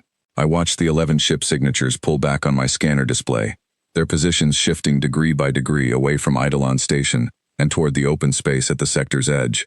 The formation maintained its integrity during the withdrawal, which told me the order had come from the top, organized and clean. This was not panic. This was a decision. I thought about that decision. I thought about what it had cost the commander to make it. He had arrived in this sector with 11 warships and a retrieval order, and the complete certainty that the situation was simple. He was leaving with an undamaged fleet, a destroyed shuttle, a report he would have to file about how and why, and a question he could not answer about what was behind a gas giant 40,000 kilometers away. He was leaving without me. I did not feel triumphant. I want to record that accurately. What I felt was something quieter, something that had more to do with completion than with victory. A thing had been attempted. A different thing had resulted. The gap between those two things was the space where I had been living for the past 8 hours, and now that gap was closing, and I was still on the right side of it. That was enough. The Terran fleet did not decloak immediately. I had expected them to appear as soon as the Keth began their withdrawal, to emerge from the gas giant's shadow, with running lights active and transponders broadcasting, announcing their presence in the clean, definitive way that the end of a standoff is supposed to look. Clean, decisive. The arrival of help, finally visible. Instead, they held position for another 40 minutes. I monitored the scanner during those 40 minutes with the same careful attention I had been giving it for the past several hours, and I used the time to do something practical. I ate the remainder of the nutrition block, connected my suit's hydration system to the water reclamation tablet I had taken from the survival kit, and ran a full diagnostic on my suit's oxygen system to confirm the gauge reading against the actual reserve pressure. The gauge read 11 hours and 8 minutes. The pressure diagnostic agreed within a 4-minute margin. That was close enough. At the 41-minute mark, the thermal signatures on my scanner changed character. The faint, cold, minimal power signatures that had been sitting in the gas giant's shadow began to warm. Not quickly. Gradually, the way a machine warms when it moves from standby to active, each system coming online in sequence, each one adding its heat contribution to the total output until the scanner was showing me something that was no longer a collection of ghost shapes, but a clear and unambiguous fleet signature. 17 ships. I counted them 3 times. 17. The Keth had brought 11. The Terran 9th Expeditionary had 17, and they had been sitting 40,000 kilometers away in the cold and the dark for, I calculated, based on the operational endurance of the ship classes I could now identify from their power signatures, at least 11 days. 11 days of minimum power, minimum heat, minimum electromagnetic output. 11 days of sustained patience in conditions that would, I knew from my own 8 hours in a damaged station, test any crew's ability to remain functional and focused and ready. 11 days of waiting, done correctly. A voice came through on the Terran military coordination frequency. Clear, unencrypted, broadcasting on the open channel that any receiver in range could pick up. Eidolon Station, this is the TDS Unyielding 9th Expeditionary. We have your authentication signal. Please confirm life sign status. The voice was calm and professional, the way Terran military voices are trained to be in operational contexts. But underneath the calm, if you listened for it, there was something else. A quality that was not quite urgency but was adjacent to it. The quality of a person who has been waiting for something for 11 days and has just received confirmation that the thing they were waiting for is real. My hand was on my suit communicator before the transmission finished. TDS Unyielding. This is Specialist Mira Okafor. Signal Division, Eidolon Station. 1 survivor. Suit integrity confirmed. Oxygen reserve 11 hours and 4 minutes. Station is non-functional. Keth fleet has withdrawn. Please advise on retrieval timeline. A pause. Shorter than I expected. Specialist Okafor, we have your position. Retrieval team is launching now. Estimated arrival at your location 18 minutes. Can you confirm your position within the station? Core equipment vault, geometric center of the installation. I have a manual lock bar on the door. I will release it on your boarding team's approach. Copy that. 18 minutes, specialist. Sit tight. Sit tight. A remarkably ordinary thing to say after 8 hours of not sitting tight at all. I appreciated it enormously. Understood, I said. Okafor out. I put down the communicator and sat with my back against the computing core rack and my legs stretched out across the vault floor, and I did something I had not done once in the past 8 hours. I let myself be still, without any purpose attached to the stillness. 17 minutes and 40 seconds later, I heard the docking clamp engage. It sounded different from the Keth shuttle's docking, earlier, heavier, more deliberate. The sound of a larger mechanism, built with more material, connecting with more authority. I felt it through the floor of the vault before I heard it through the walls. Then footsteps in the corridor outside, multiple sets, moving quickly but not running. The controlled pace of a trained team that has been briefed on an environment and knows what to expect inside it. A voice, muffled by the vault door, calling my name. I released the lock bar and opened the door. There were 4 of them in full tactical suits, carrying handheld scanners and a portable medical kit. The one in front was a young lieutenant whose name tag read Vasek, and who had the specific look of someone who has been rehearsing a moment in their head, and is now discovering that the real version is somewhat different from the rehearsed one. He looked at me, at my battered suit, the adhesive tape still visible on the sleeve from an earlier repair, the diagnostic tablet still clipped to my left forearm because I had not had a reason to put it down, and he did not say anything for a moment. Then he said, Specialist Okafor. Lieutenant Vasek, I said, reading his tag. Are you injured? I thought about the bruise on my hand from the secondary panel, the ringing in my ears that had finally stopped somewhere around the 4th hour, the general state of a body that had been in an emergency suit for 8 consecutive hours without a break. Not significantly, I said. I would like to sit down somewhere that is not a vault floor. Yes, he said. Absolutely. Can you walk? I have been walking continuously for 8 hours. I am capable of walking for another 18 minutes to your ship. He almost smiled. the almost smile of someone who has read a person correctly from a distance and is now confirming their read up close. "This way," he said. The TDS Unyielding was a mid-class expeditionary vessel, built for sustained deep space operations rather than speed or firepower, which is why it had been able to sit in the gas giant's shadow for 11 days without significant crew hardship. It had good air recycling, good thermal management, and enough internal volume to give its crew the kind of space that prevents the particular psychological pressure of long-duration confinement from becoming operationally significant. It smelled wonderful. Clean air is something you do not notice until you have been breathing recycled suit air for 8 hours, and then you notice nothing else. The medical bay was on the 3rd deck. A doctor whose name I did not catch immediately gave me a hydration line, a nutritional supplement, and a tissue scan that confirmed my injuries were as minor as I had assessed. The bruise on my hand, a small compression mark on my right shoulder from the impact that had thrown me sideways during the second strike. Nothing structural, nothing that required anything more than time and the body's own repair mechanisms. I sat in the medical bay with the hydration line in my arm and the clean air around me, and I thought, with some deliberateness, about the specific sensation of being warm. It is remarkable how much of a person's cognitive capacity is quietly occupied by the management of physical discomfort, and how much of that capacity becomes available again when the discomfort is removed. Admiral Ji Woo-so arrived at the medical bay 40 minutes after the retrieval team brought me aboard. I had known her name before I knew her face. You do, with officers of her reputation. She had commanded the 9th Expeditionary for 3 years, having previously served as tactical director for the Defense Corps' Contested Space Operations Division, and before that, as the Signals Intelligence Chief for the 2nd Fleet. She was the person who had revised the Terran military's approach to communication security in contested environments. She had written the doctrine that I had been trained under. She had, in a very real sense, shaped the professional context in which I had learned to do everything I had done in the past 8 hours. She was shorter than I had imagined. This is always the case with people whose significance you encounter on paper before you encounter it in person. The reality of a human body, with its ordinary dimensions and its unremarkable physical presence, does not scale to the weight of what it has done. She came in alone, without aid or escort, and she sat in the chair across from my medical bay bed, and she looked at me for a moment without speaking. I looked back. I was too tired for ceremony. "Specialist Okafor," she said. "Admiral CO, how are you feeling?" "Functional," I said. "The doctor says I am not damaged in any way that matters." "Good." She paused. She had a way of pausing that did not feel like hesitation. It felt like calibration, like the adjustment of an instrument before a reading. "I want to talk about what you did. I assumed you would. Not officially. Not yet. That comes later, through the appropriate channels, with the appropriate people present. Right now I am talking to you as one person to another.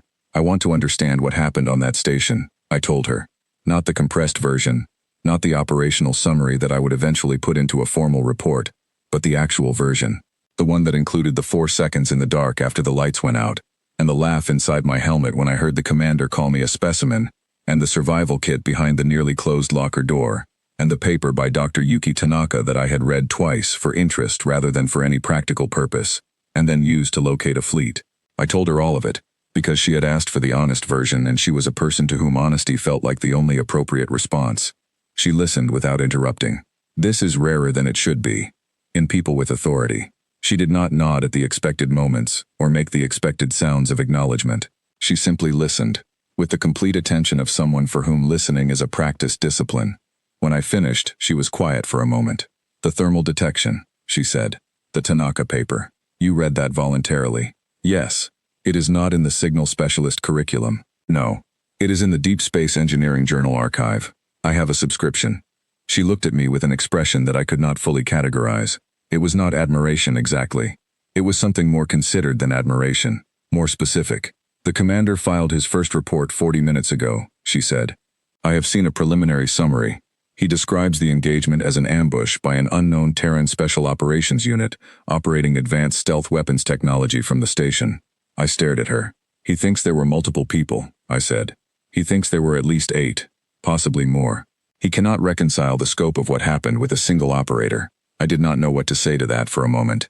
Then something occurred to me that was, under the circumstances, probably not the most dignified response, but was the honest one. "The drones were mining equipment," I said. "The mass driver was a debris management system. The thermal detection method was published in an engineering journal 41 years before I was born." "I know," said Admiral Seo. "He reported it as advanced stealth weapons technology." "Yes. I looked at the ceiling of the medical bay for a moment. The clean, ordinary, well-lit ceiling of a ship that worked the way ships were supposed to work. That is either very funny or very significant, I said. It is both, said Admiral CO, which is why your actions are going to be classified. I brought my eyes back down from the ceiling and looked at her. Classified, I repeated. Yes. Why? She was quiet for a moment. Not the calibration pause. Something different. The pause of a person deciding how honest to be, and deciding in favor of honesty because the person across from them has earned it. Because what you did frightens people, she said. Not the Keth, though it frightens them considerably. Our own people. High command. I used tools that were already on the station, I said. Yes. I used information from a published paper. Yes. I sent a distress signal and waited. Specialist Okafor. Her voice was not sharp, but it was precise. The precision of someone cutting to the core of a thing. You held 11 warships at standoff for 8 hours with mining equipment and applied mathematics. You disrupted 3 separate tactical operations using only the resources that were present in the station before the attack began. You identified our fleet's position through a thermal detection method that our own sensor teams have not adopted into standard practice. And you did all of this while managing your oxygen supply, maintaining psychological stability, and conducting what amounts to an independent signals intelligence operation against a superior force. She paused. And you had never been in combat before. The medical bay was quiet. High command does not know what to do with that story, she continued. Not because it reflects badly on anyone. Because it reflects in a way they were not prepared for. Because the implications of it, what it says about what one person can do, what it says about preparation and resourcefulness, and the specific way humans respond to extreme pressure, are significant in ways that take time to fully understand. I thought about the junior Keth sensor officer, who had understood something important and been overruled by someone with more authority and less willingness to be uncertain. I thought about how authority and understanding are not the same thing, and how the gap between them is where most of the important mistakes happen. And what do you think? I asked. Not high command, you. She looked at me for a long moment. I think, she said carefully, that the Keth sovereignty has requested an emergency session of the contested Space Accord Council. I think they have submitted a formal request to reclassify the Eidolon engagement as a misnavigation incident rather than a military operation. I think they want what happened at that station removed from the official record in a form that they cannot explain and do not want explained. They are afraid, I said. They are very afraid, she said. Not of the 9th Expeditionary. They knew we were there. They suspected it for the last 2 hours of their approach, and they confirmed it when we powered up. 11 ships against 17 is not a calculation they would have liked, but it is a calculation they understand. They have experience with fleet engagements. She paused. They do not have experience with what happened before we powered up. That is what they cannot put into a known category. That is what they cannot train against or prepare a doctrine for. One person, in a broken station, who refused to behave the way the situation said they should behave. I was quiet for a moment. My father used to say that you build the thing you have with the hands you have got, I said. Admiral CO nodded slowly. Not the nod of someone agreeing with a sentiment, the nod of someone filing a specific piece of information in a specific place for later use. Get some rest, specialist, she said. She stood up. She was almost to the door when I spoke again. Admiral, the fleet, 11 days in the dark, waiting. What were you waiting for? She stopped. She did not turn around immediately. When she did, her expression was the most complex one I had seen on her face. Layered, like the Keth Commander Register, but built from different materials.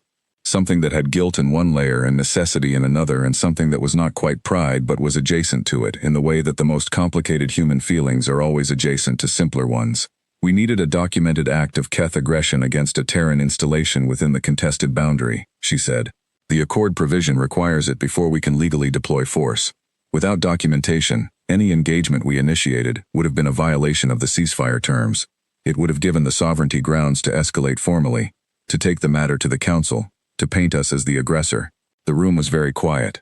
The station was the documentation, I said slowly. The attack on the station, she said. Yes. You knew the Keth were coming. We had intelligence suggesting a retrieval operation in this sector. Yes. I sat with that. I sat with it carefully. The way you sit with something that has multiple edges and you need to make sure you understand the shape of it before you move it. You could not warn the station, I said, because if the station had evacuated, there would have been no attack.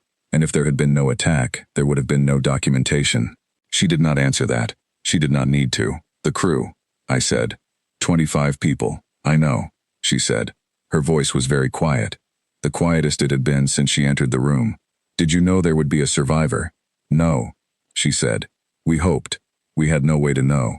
I looked at her for a long time. I have thought about this conversation many times in the months since. I have turned it over from every angle I can find, looking for the place where I can land on a clean feeling about it. Anger, or understanding, or forgiveness, or something else that has a single name and stays still when you try to hold it.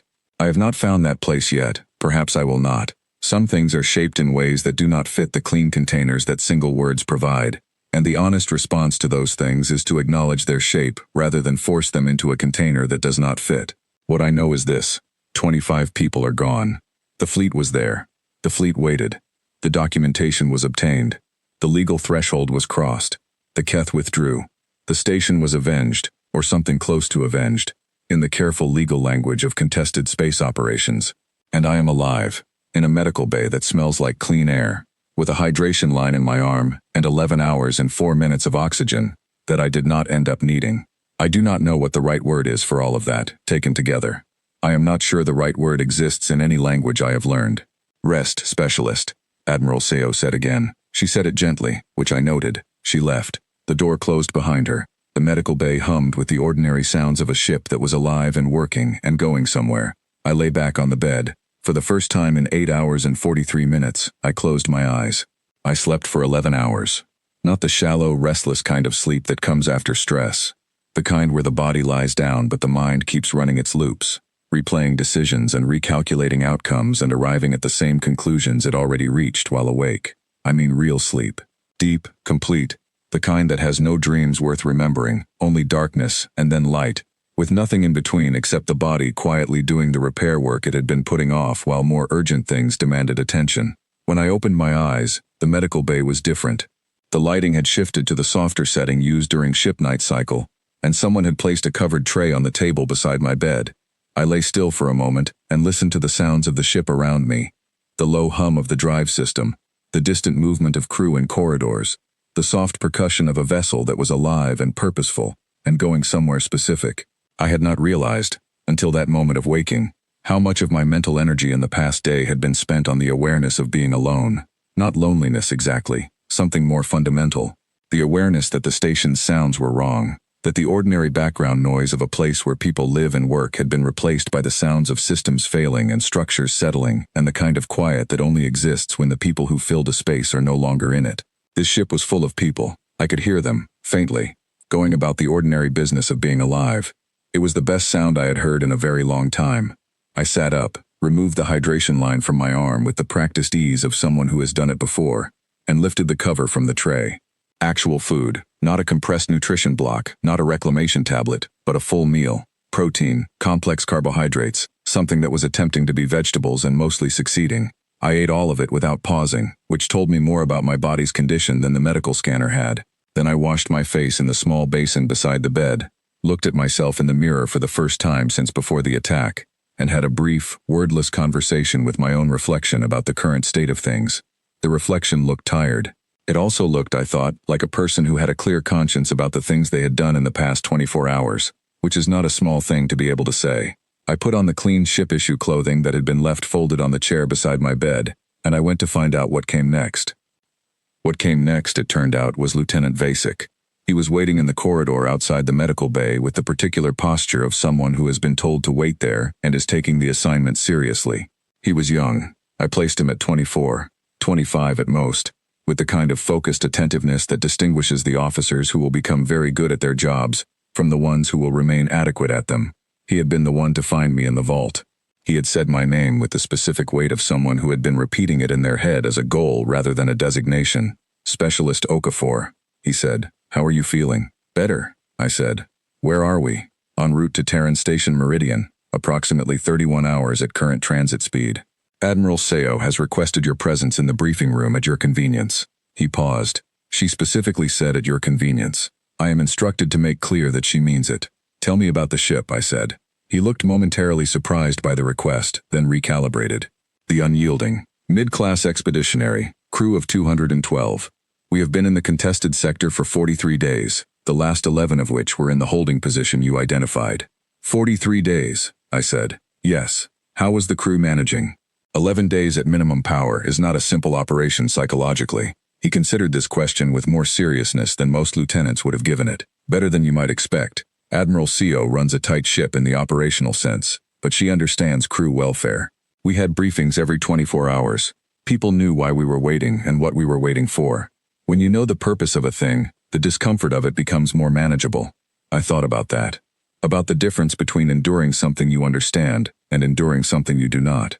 About how much of human suffering is made worse by the absence of context rather than by the difficulty of the situation itself.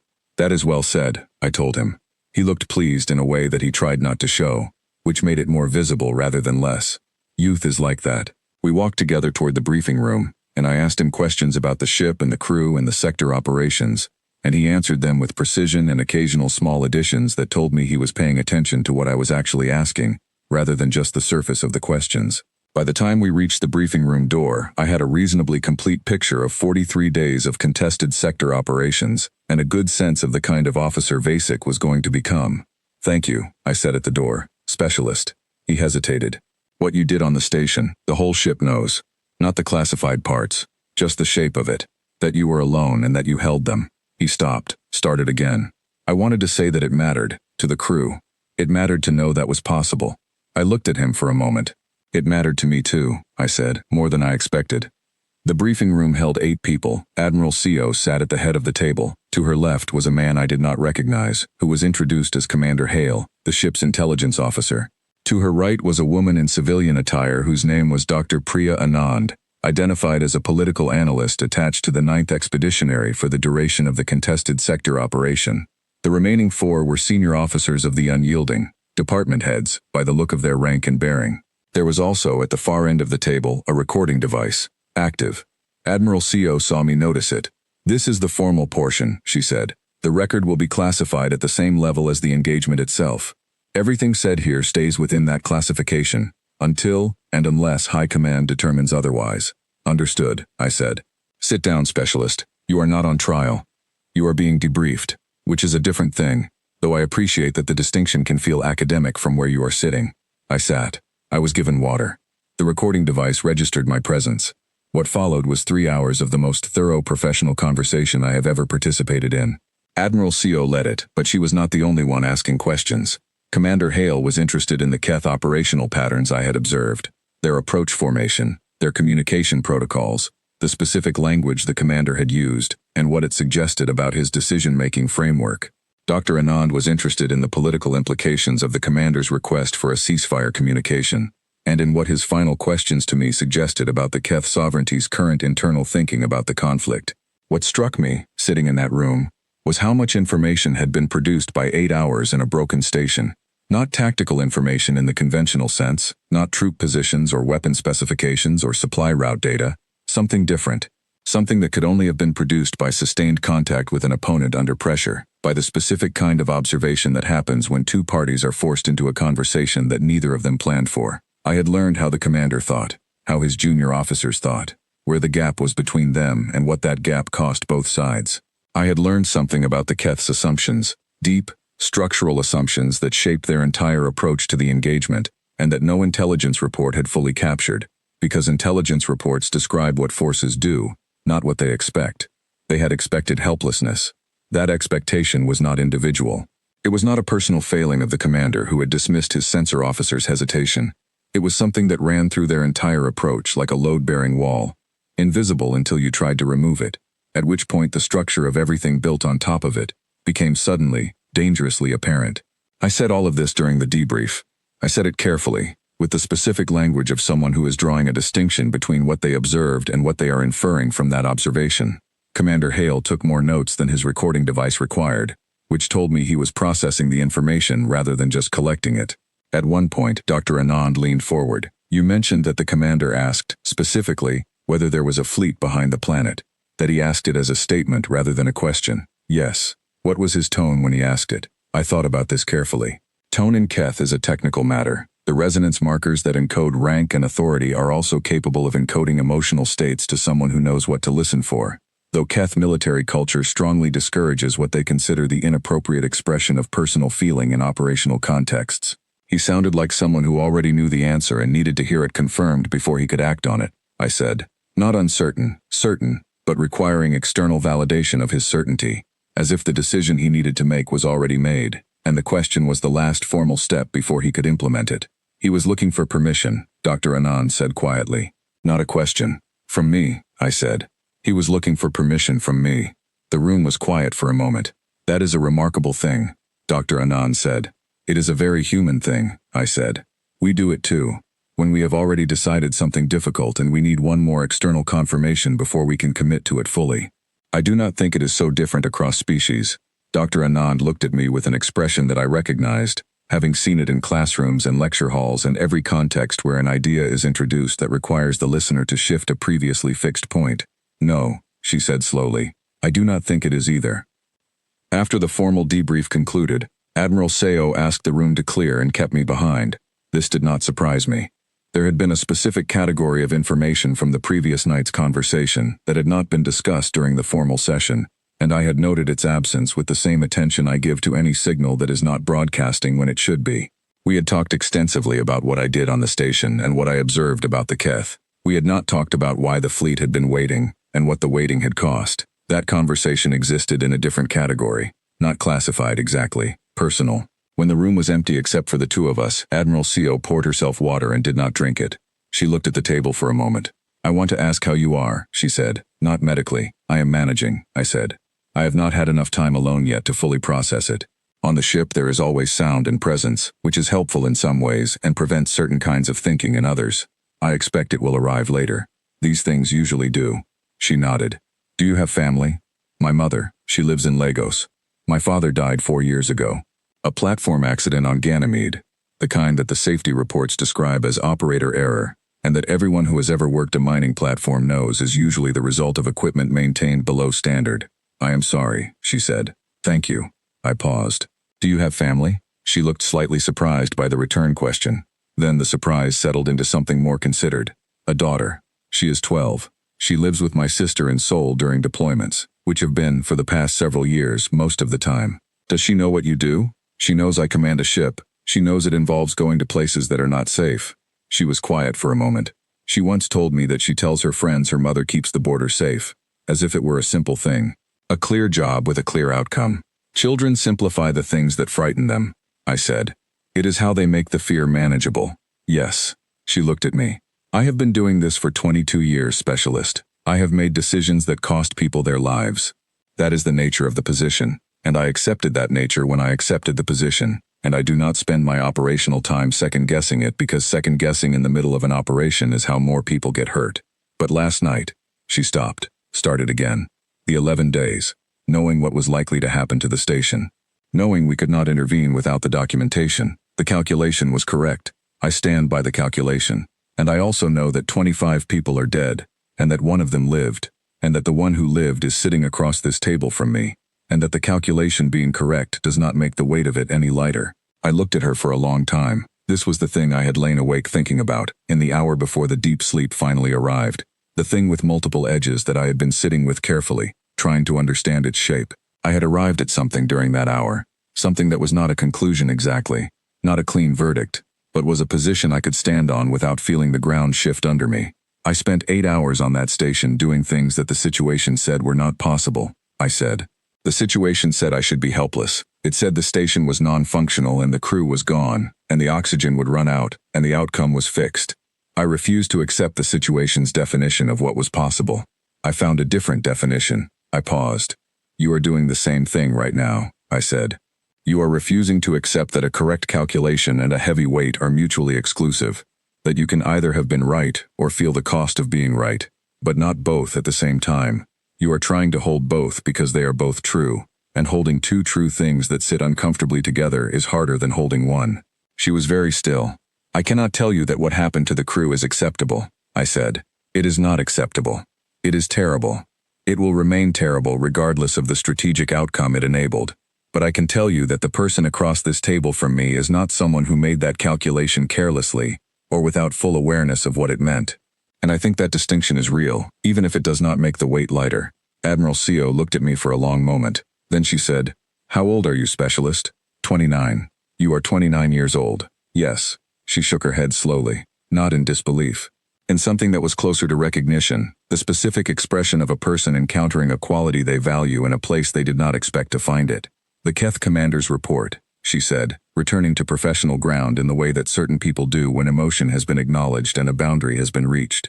"The one that describes your actions as a special operations unit with advanced stealth weapons. His High Council has accepted that report as the official account. They cannot explain it any other way," I said. "No, and that is politically significant. The Keth Sovereignty has presented a formal request for a ceasefire review at the Accord Council. The request cites operational uncertainty in the contested sector, a phrase that, in Accord language, means they are encountering something they cannot categorize and do not know how to plan against. They are afraid of one broken station," I said. "They are afraid of what one broken station implies," Admiral CO said. "There is a difference. One broken station is a fixed event. What one broken station implies is a question without a ceiling." I thought about that. About the junior sensor officer whose hesitation had been the first crack in the commander's certainty. About how fear, once it enters a command structure through the right door, does not stay in the room where it entered. "What does the ceasefire review mean practically?" I asked. "It means negotiations," she said. "Formal ones, with Accord mediators present, at a table where both sides have to sit in the same room and use words instead of weapons. It means the Keth Sovereignty is willing to acknowledge, in that formal context, that something happened in this sector that changes the operational calculation." She paused. "It means that what you did on that station is going to end up mattering in rooms you will never be allowed to enter, for reasons that will never be explained to you in full." "That is fine," I said. "I did not do it to be in rooms." "No," she said. "You did it because you were still alive and you refused to stop making noise." She said it exactly as I had said it, in the vault, the night before, when I thought I was talking to no one but myself and my suit recorder. I looked at her. "The retrieval team's audio logs," I said. "Yes." The corner of her mouth moved. "Your suit recorder had been transmitting the entire time. We have 8 hours and 43 minutes of you, Specialist. Every calculation, every modification, every conversation with the Keth Commander, every moment of that vault, including the part where I laughed when he called me a specimen, especially that part," she said. "And for the first time in either of our conversations, Admiral Jiwoo Seo smiled. Not the almost smile that professional discipline produces in the vicinity of genuine amusement.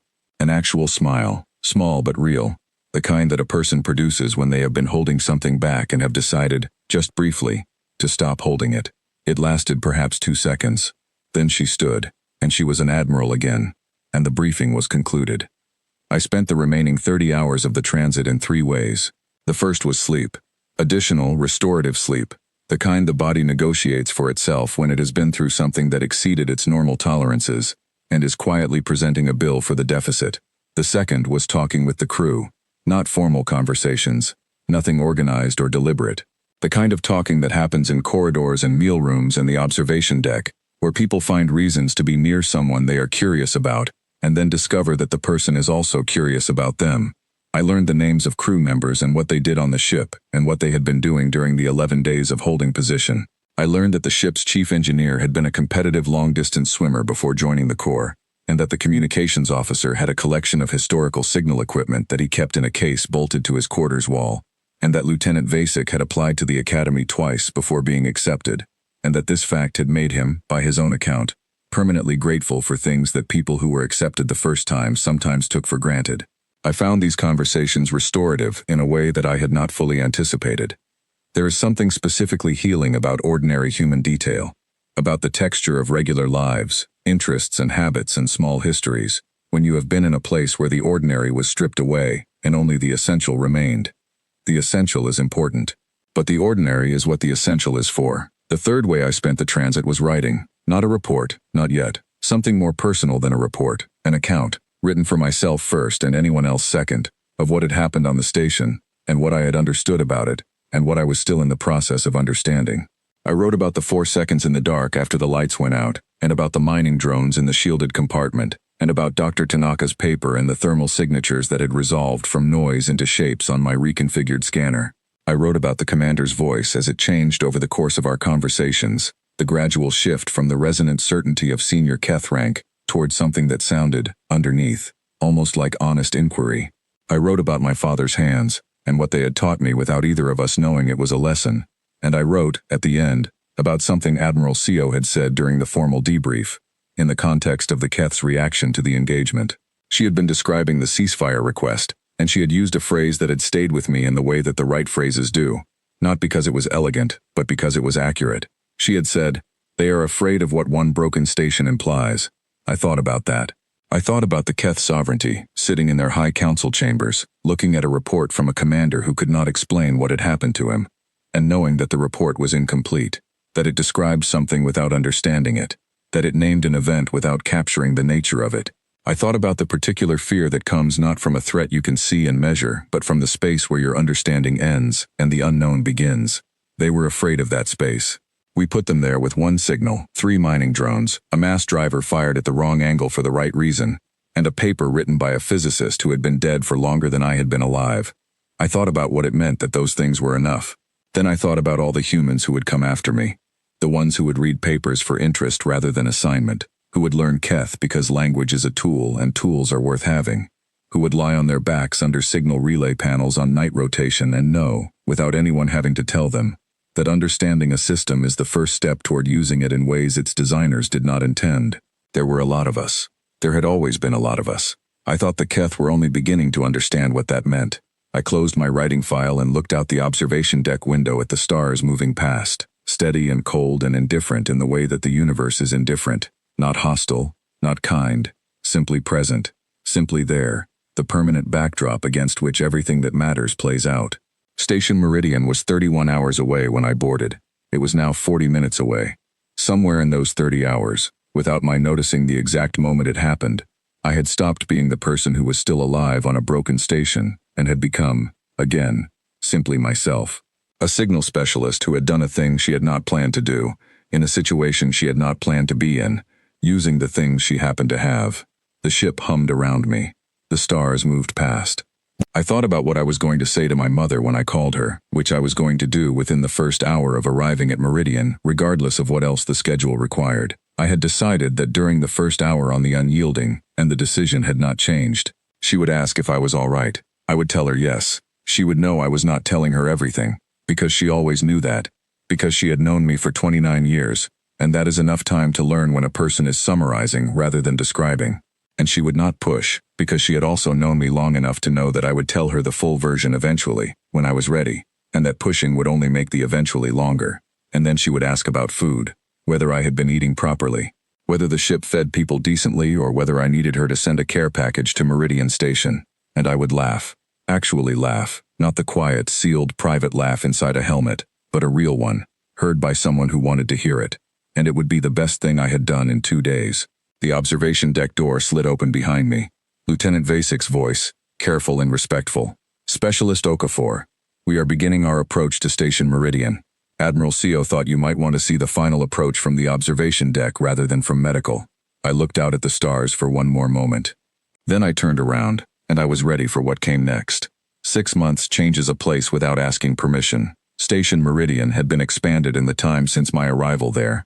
A new residential ring added to the outer structure, 2 additional docking arms extending from the central hub like fingers reaching into the dark. The construction crews had been working on the expansion when I first arrived, their equipment visible from the observation windows as a constant background of slow, purposeful movement. Now the work was done, and the new sections were occupied, and the station had the settled quality of a place that has grown into its new shape and forgotten what it looked like before. I had grown into a new shape too, in those 6 months. I was not sure I had forgotten the old one. I was not sure I wanted to.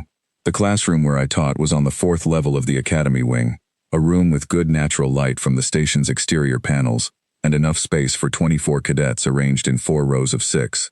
The desks were newer than the ones I had sat at during my own training, which I noticed every time I walked in, the way you notice small improvements in the world when you have a reference point to compare them against. The display screen at the front was large and high resolution. The signal equipment in the demonstration cabinet along the back wall was a full generation newer than the equipment I had used on Eidolon Station. I still preferred the old methods. My official title was Instructor, Signal Theory and Applied Frequency Operations, which was the kind of title that describes a job correctly without capturing anything essential about what the job actually involves. What the job actually involved was standing in front of 24 people who were young enough to believe that knowledge is primarily acquired from approved sources and showing them, through a combination of instruction and demonstration, and the occasional uncomfortable question, that knowledge is primarily acquired from paying attention. The cadets were a good group. They varied considerably among themselves, different backgrounds, different strengths, different relationships with the material, but they shared the quality that the best groups share, which is genuine curiosity. They asked questions that went sideways from the lesson plan in directions I had not anticipated, which is how I knew they were thinking rather than just receiving. The sideways questions were my favorite part of the work. I had been teaching the same unit for 3 weeks, signal behavior in contested electromagnetic environments. It was a unit I had designed myself, drawing on the signal theory curriculum that already existed, and extending it into areas that the curriculum had not previously covered, areas that had seemed theoretical before a certain night 6 months ago, and now seemed urgently practical. The unit covered frequency modification, passive thermal detection as a supplementary sensing method, signal compression under interference conditions, and the specific mathematics of calculating transmission windows in dynamic noise environments. The cadets did not know, officially, where the curriculum came from. The engagement at Eidolon Station was classified.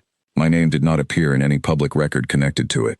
What they knew was that the material was new, that it was practically detailed in a way that suggested it had been tested rather than theorized, and that their instructor had a way of explaining it that implied personal familiarity with the problems being described. I taught it the way my father would have fixed a piece of mining equipment, directly, without unnecessary ceremony, with full attention on the thing that needed to work at the end. The morning session on the day I want to tell you about began with a standard diagnostic exercise. I asked the cadets to calculate a transmission window for a compressed authentication signal passing through a simulated interference field, given a set of parameters that I wrote on the display screen. The parameters were specific: a secondary transmitter at 12% capacity, a dynamic interference pattern with 3 measurable fracture points, a window of opportunity produced by an electromagnetic spike from a formation of 11 vessels triggering simultaneous emergency response systems. I watched their faces as they worked. Most of them went to their calculation tools immediately. Standard practice, entirely appropriate. The tools were accurate, and the cadets who used them efficiently were applying their training correctly. A cadet in the second row, a young woman named Suri who had the habit of solving problems in 2 stages, first rough and then precise, did the rough calculation in her head before reaching for the tool, which told me she was building intuition rather than just processing. One cadet in the back row, a tall young man named Obi who was quieter than the others and whose written work was consistently the most original in the group, did not reach for a tool at all. He was looking at the parameters on the display screen with the focused stillness of someone who is not calculating yet but is asking a prior question. A question about the shape of the problem rather than the solution to it. I watched him for a moment. Then I gave the group 12 minutes and walked among the rows while they worked. The answers came in varying degrees of accuracy. The correct window was 8.2 seconds. And most of the cadets arrived within a reasonable margin of that. Suri was exact. 3 others were within half a second. The ones who used the calculation tools correctly but rushed the setup were off by larger margins, which told me something about the relationship between process and outcome that I would address later in the session. Obi had not written a number. He had written a question. I stopped at his desk and looked at it. The question was, what produced the spike? And was it predictable before it happened, or only recognizable in the moment it occurred? I stood there for a moment longer than I had planned to. "Tell me your thinking," I said. He looked up. Not startled, he had known I was coming before I arrived, in the way that attentive people always know when attention is being paid to them. "The calculation assumes we know the spike is coming," he said. "We know the interference will fracture, because we know the vessels are running emergency response systems. But how did we know they would trigger emergency response systems at that specific moment? The calculation depends on a prior decision that the parameters do not describe." The room had gone quiet in the particular way that rooms go quiet when something is said that requires everyone to reconsider what they were doing. I looked at the display screen, at the parameters I had written. "You are correct," I said. "The parameters describe the window. They do not describe what created the conditions for the window to exist. That is a different problem, and it is the harder one." I paused. In a real situation, the spike would not be labeled. You would not have a list of parameters. You would have a dynamic environment with multiple simultaneous inputs, and you would need to identify the moment the window opened while it was opening, not after. "How?" said Suri from the second row. "By knowing what you are watching for before it happens," I said. "By understanding the system well enough that you can predict, not with certainty but with sufficient probability, when and where the gaps will appear. That requires knowing not just signal theory but the behavior of the systems that produce the interference. Which means knowing things that are not in this curriculum." "Like what?" Obi asked. "Like the emergency response protocols of the vessels producing the interference field," I said. "Like the thermal emission profiles of their drive systems. Like a paper written by a physicist 41 years before most of you were born, published in a deep space engineering journal, which described a method for detecting vessels under electromagnetic shielding that no standard sensor curriculum had yet incorporated into training. The room was very quiet. That paper is now in your supplementary reading list, I said. It has been there since the first week of this unit. I have been waiting to see who found it before I mentioned it. I looked around the room. 3 hands went up. Suri, Obi, and a cadet in the front row named Davi, who had the habit of reading everything on every list before the course began, and had not mentioned it until this moment because, I suspected, he had been waiting to see how it connected to the rest of the material. 3 out of 24. The other 21 of you, I said, not unkindly, have just learned something about supplementary reading lists. A ripple of self-aware acknowledgement moved through the room. Not embarrassment exactly. The specific recognition of a mistake that will not be made again. After the morning session, I held individual consultation hours in my office adjoining the classroom. Most days, 2 or 3 cadets came with specific questions about the material or their assessments. On this particular day, the first person through the door was not a cadet. It was Admiral CO. She was not in full uniform. She was in the senior officer's working dress, the lighter version worn during non-ceremonial station duty, which meant she was here on internal business rather than for an official occasion. She closed the door behind her and sat in the chair across from my desk without being invited, which was her prerogative and also her character. "You are teaching the Tanaka method," she said. "I am teaching the principles underlying the Tanaka method," I said. "Detection through thermal emission rather than electromagnetic scan. The paper itself is in the supplementary reading. How many cadets have read it unprompted?" 3 as of this morning. Out of 24. Yes. She considered this. "That is higher than I expected." "It is higher than I expected too," I said. One of the 3, the young man who asked about the prior problem in the spike calculation this morning. He is the kind of person who asks the question behind the question. He will be very good at this work. "The question behind the question," she repeated. She seemed to find something in that phrase worth keeping. "It is what you have to ask," I said. In a real situation, the parameters are never labeled. The problem never announces itself as a problem. You have to identify what you are actually looking at before you can figure out what to do about it. She nodded slowly. Then she said, "High Command has made a decision about the Eidolon engagement." I waited. "They have decided to maintain the classification indefinitely. The engagement will not become part of the public record during what they are describing as the active negotiation period with the Keth sovereignty." "How long is the active negotiation period?" "Undefined." She paused. "This is the reason I am here. They have also made a decision about this curriculum. Specifically, they want it expanded, not just at Meridian, across all Academy installations. Signal theory with applied contested environment methodology, based on the framework you have developed here." I looked at her. "They want to teach this to everyone," I said. "Everyone in Signal Division," she said. "With a modified version for tactical and command track cadets. The thermal detection methodology, the frequency modification principles, the transmission window mathematics, all of it, standardized across the Corps." I thought about this. About 24 cadets becoming 240, becoming 2,400. About the specific quality of Obi's question, the question behind the question, multiplied across every signal installation in Terran deep space. About what it would mean for the gap between what people knew and what they could do to narrow by that degree. "What about the source?" I said. "If it is in the curriculum, people will ask where it came from. A curriculum unit this specific, covering methods this precise, does not emerge from theoretical work. People will know it was tested. They will know it was tested," she agreed. "They will not know where or when or by whom. The unit will be attributed to the Signal Theory Research Division, which is technically accurate since you now hold a research adjunct appointment in addition to your teaching position." "Since when?" "Since this morning," she said. "The paperwork was filed before I came here. You will find it in your station account." I sat back in my chair and looked at the wall above her head for a moment. At the small framed print I had put there in my second week, a photographic reproduction of a page from Dr. Tanaka's paper. The specific page that contained the thermal emission equation that I had used to configure my scanner on the station. I had framed it because it seemed like the right thing to do. Because some things deserve a frame. "They are afraid," I said. Still, she did not insult me by pretending not to know what I meant. "They are cautious," she said. "Which is not the same thing, though I understand why it looks similar from where you are sitting. They have seen what the information can produce when one person has it. They are not yet ready to see what it produces when everyone has it, but they are moving toward it." "They are moving toward it," she agreed, slowly. "With the particular caution of large institutions that have been shown something they did not expect and are still deciding how to categorize it." "The question behind the question," I said. Yes, she said, exactly that. That afternoon, after consultation hours, I walked to the observation deck on the station's upper ring. It was a different observation deck from the one on the unyielding, larger and more deliberately designed, with wide panels that gave a view across 300 degrees of the surrounding space. At this time of day, the deck was usually quiet. The cadets were in afternoon sessions and the general station population was occupied with the working hours that fill a station's middle period. I had the space almost to myself. I stood at the wide panel and looked out at the stars. They were the same stars they had always been. Cold, distant, indifferent in the way that gives some people comfort and other people unease, depending on whether they find the universe's scale humbling or frightening. I had always found it steadying. The stars do not adjust their behavior for anyone.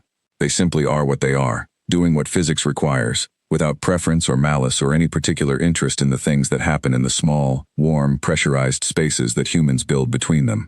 I thought about what Admiral Seo had said, about the curriculum expanding, about 240 cadets becoming 2,400, learning to ask the question behind the question, learning to read papers for interest rather than assignment, learning that the tools available to them in a given situation are not limited to the tools that were designed for that situation. I thought about Obi, who would graduate in 14 months and be assigned somewhere in the contested sector network, carrying everything he had learned and everything he would continue to learn, including the habit of asking what produced the conditions, rather than only how to use them. I thought about the Keth sovereignty, sitting across negotiating tables from Terran delegates, with the Eidolon engagement somewhere in the background of every calculation they made, not named, not formally acknowledged, but present the way a scar is present. A permanent record of something that happened, and cannot be made to not have happened. I thought about the junior censor officer who had caught the harmonic variation and been overruled. I had thought about him many times in 6 months. I did not know his name. I did not know what had happened to him after the fleet withdrew, whether his correct call had eventually been recognized or whether the commander's incorrect dismissal of it had remained the official record. I hoped, in the specific way you hope for things you cannot confirm, that he had been listened to eventually, that some system somewhere had registered his accuracy and registered the cost of overruling it. I hoped, more broadly, that the Keth had something in their institutional structure that could learn from that moment, that the gap between the junior officer who saw the truth and the senior officer who dismissed it was not permanent, that the fear the sovereignty felt after Eidolon was the kind of fear that produces change rather than the kind that produces only greater rigidity. I did not know. I had no way of knowing. The inside of a hostile government's learning process is not a place where a classified signal specialist has visibility, but I hoped. I called my mother that evening, as I did every week. She answered on the second connection attempt, which was normal. She taught afternoon sessions herself and was often still with students when I first tried. When her face appeared on my screen, she looked exactly as she always looked, which was simultaneously older than I expected and younger than she had any right to be, given the number of years she had spent in Lagos classrooms teaching mathematics to children who ranged from genuinely interested to elaborately indifferent. "You look tired," she said immediately. "I look fine," I said. "You look tired and fine," she said. These are not mutually exclusive. This was so precisely the kind of thing she always said that I laughed before I could stop myself, which was the correct response, and which she accepted with the small nod of a person who was not surprised but was pleased. We talked for an hour. We talked about her students, specifically about a boy in her current cohort who had an unusual relationship with numbers, not gifted in the conventional sense, not fast, but possessed of a quality she described as depth, and insistence on understanding why a method worked before being willing to use it. She said it was occasionally frustrating and mostly wonderful, and that she thought he would do something significant with it eventually, though probably not in mathematics. "He asks the question behind the question," I said. She looked at me. "Yes, exactly that. How did you put it so precisely?" "I heard it somewhere," I said. She told me about the new expansion on the street where she lived, a community garden that the neighborhood association had been planning for 3 years and had finally completed, with raised beds along the south wall that got good light through the afternoon. She had claimed a small plot. She was growing herbs. I told her I was teaching. I told her the cadets were a good group and that one of them had asked a question that morning that had changed how I thought about the way I was presenting the material. I did not tell her which material. I did not tell her why the question had mattered in the specific way it had. Some of that was classification. Most of it was simply the understanding, built over 29 years, that there were parts of what I did that I would tell her fully someday, when the time and the words were both available, and that today was not that day, and that she knew this, and that we had built an entire relationship on the patient understanding, that full stories arrive when they arrive. "Are you eating properly?" she said, "right on schedule." "I am eating very properly," I said. The station food is genuinely good, better than the core standard. I will believe that when I see it, she said. I may send a package anyway. You do not need to send a package. I know I do not need to, she said. That is not the reason I send packages. The following Tuesday, I played the recording for my cadets. The full original distress signal from Eidolon Station. 8 minutes and 43 seconds of it, compressed and authenticated, the version that my suit recorder had captured before the events that came after it.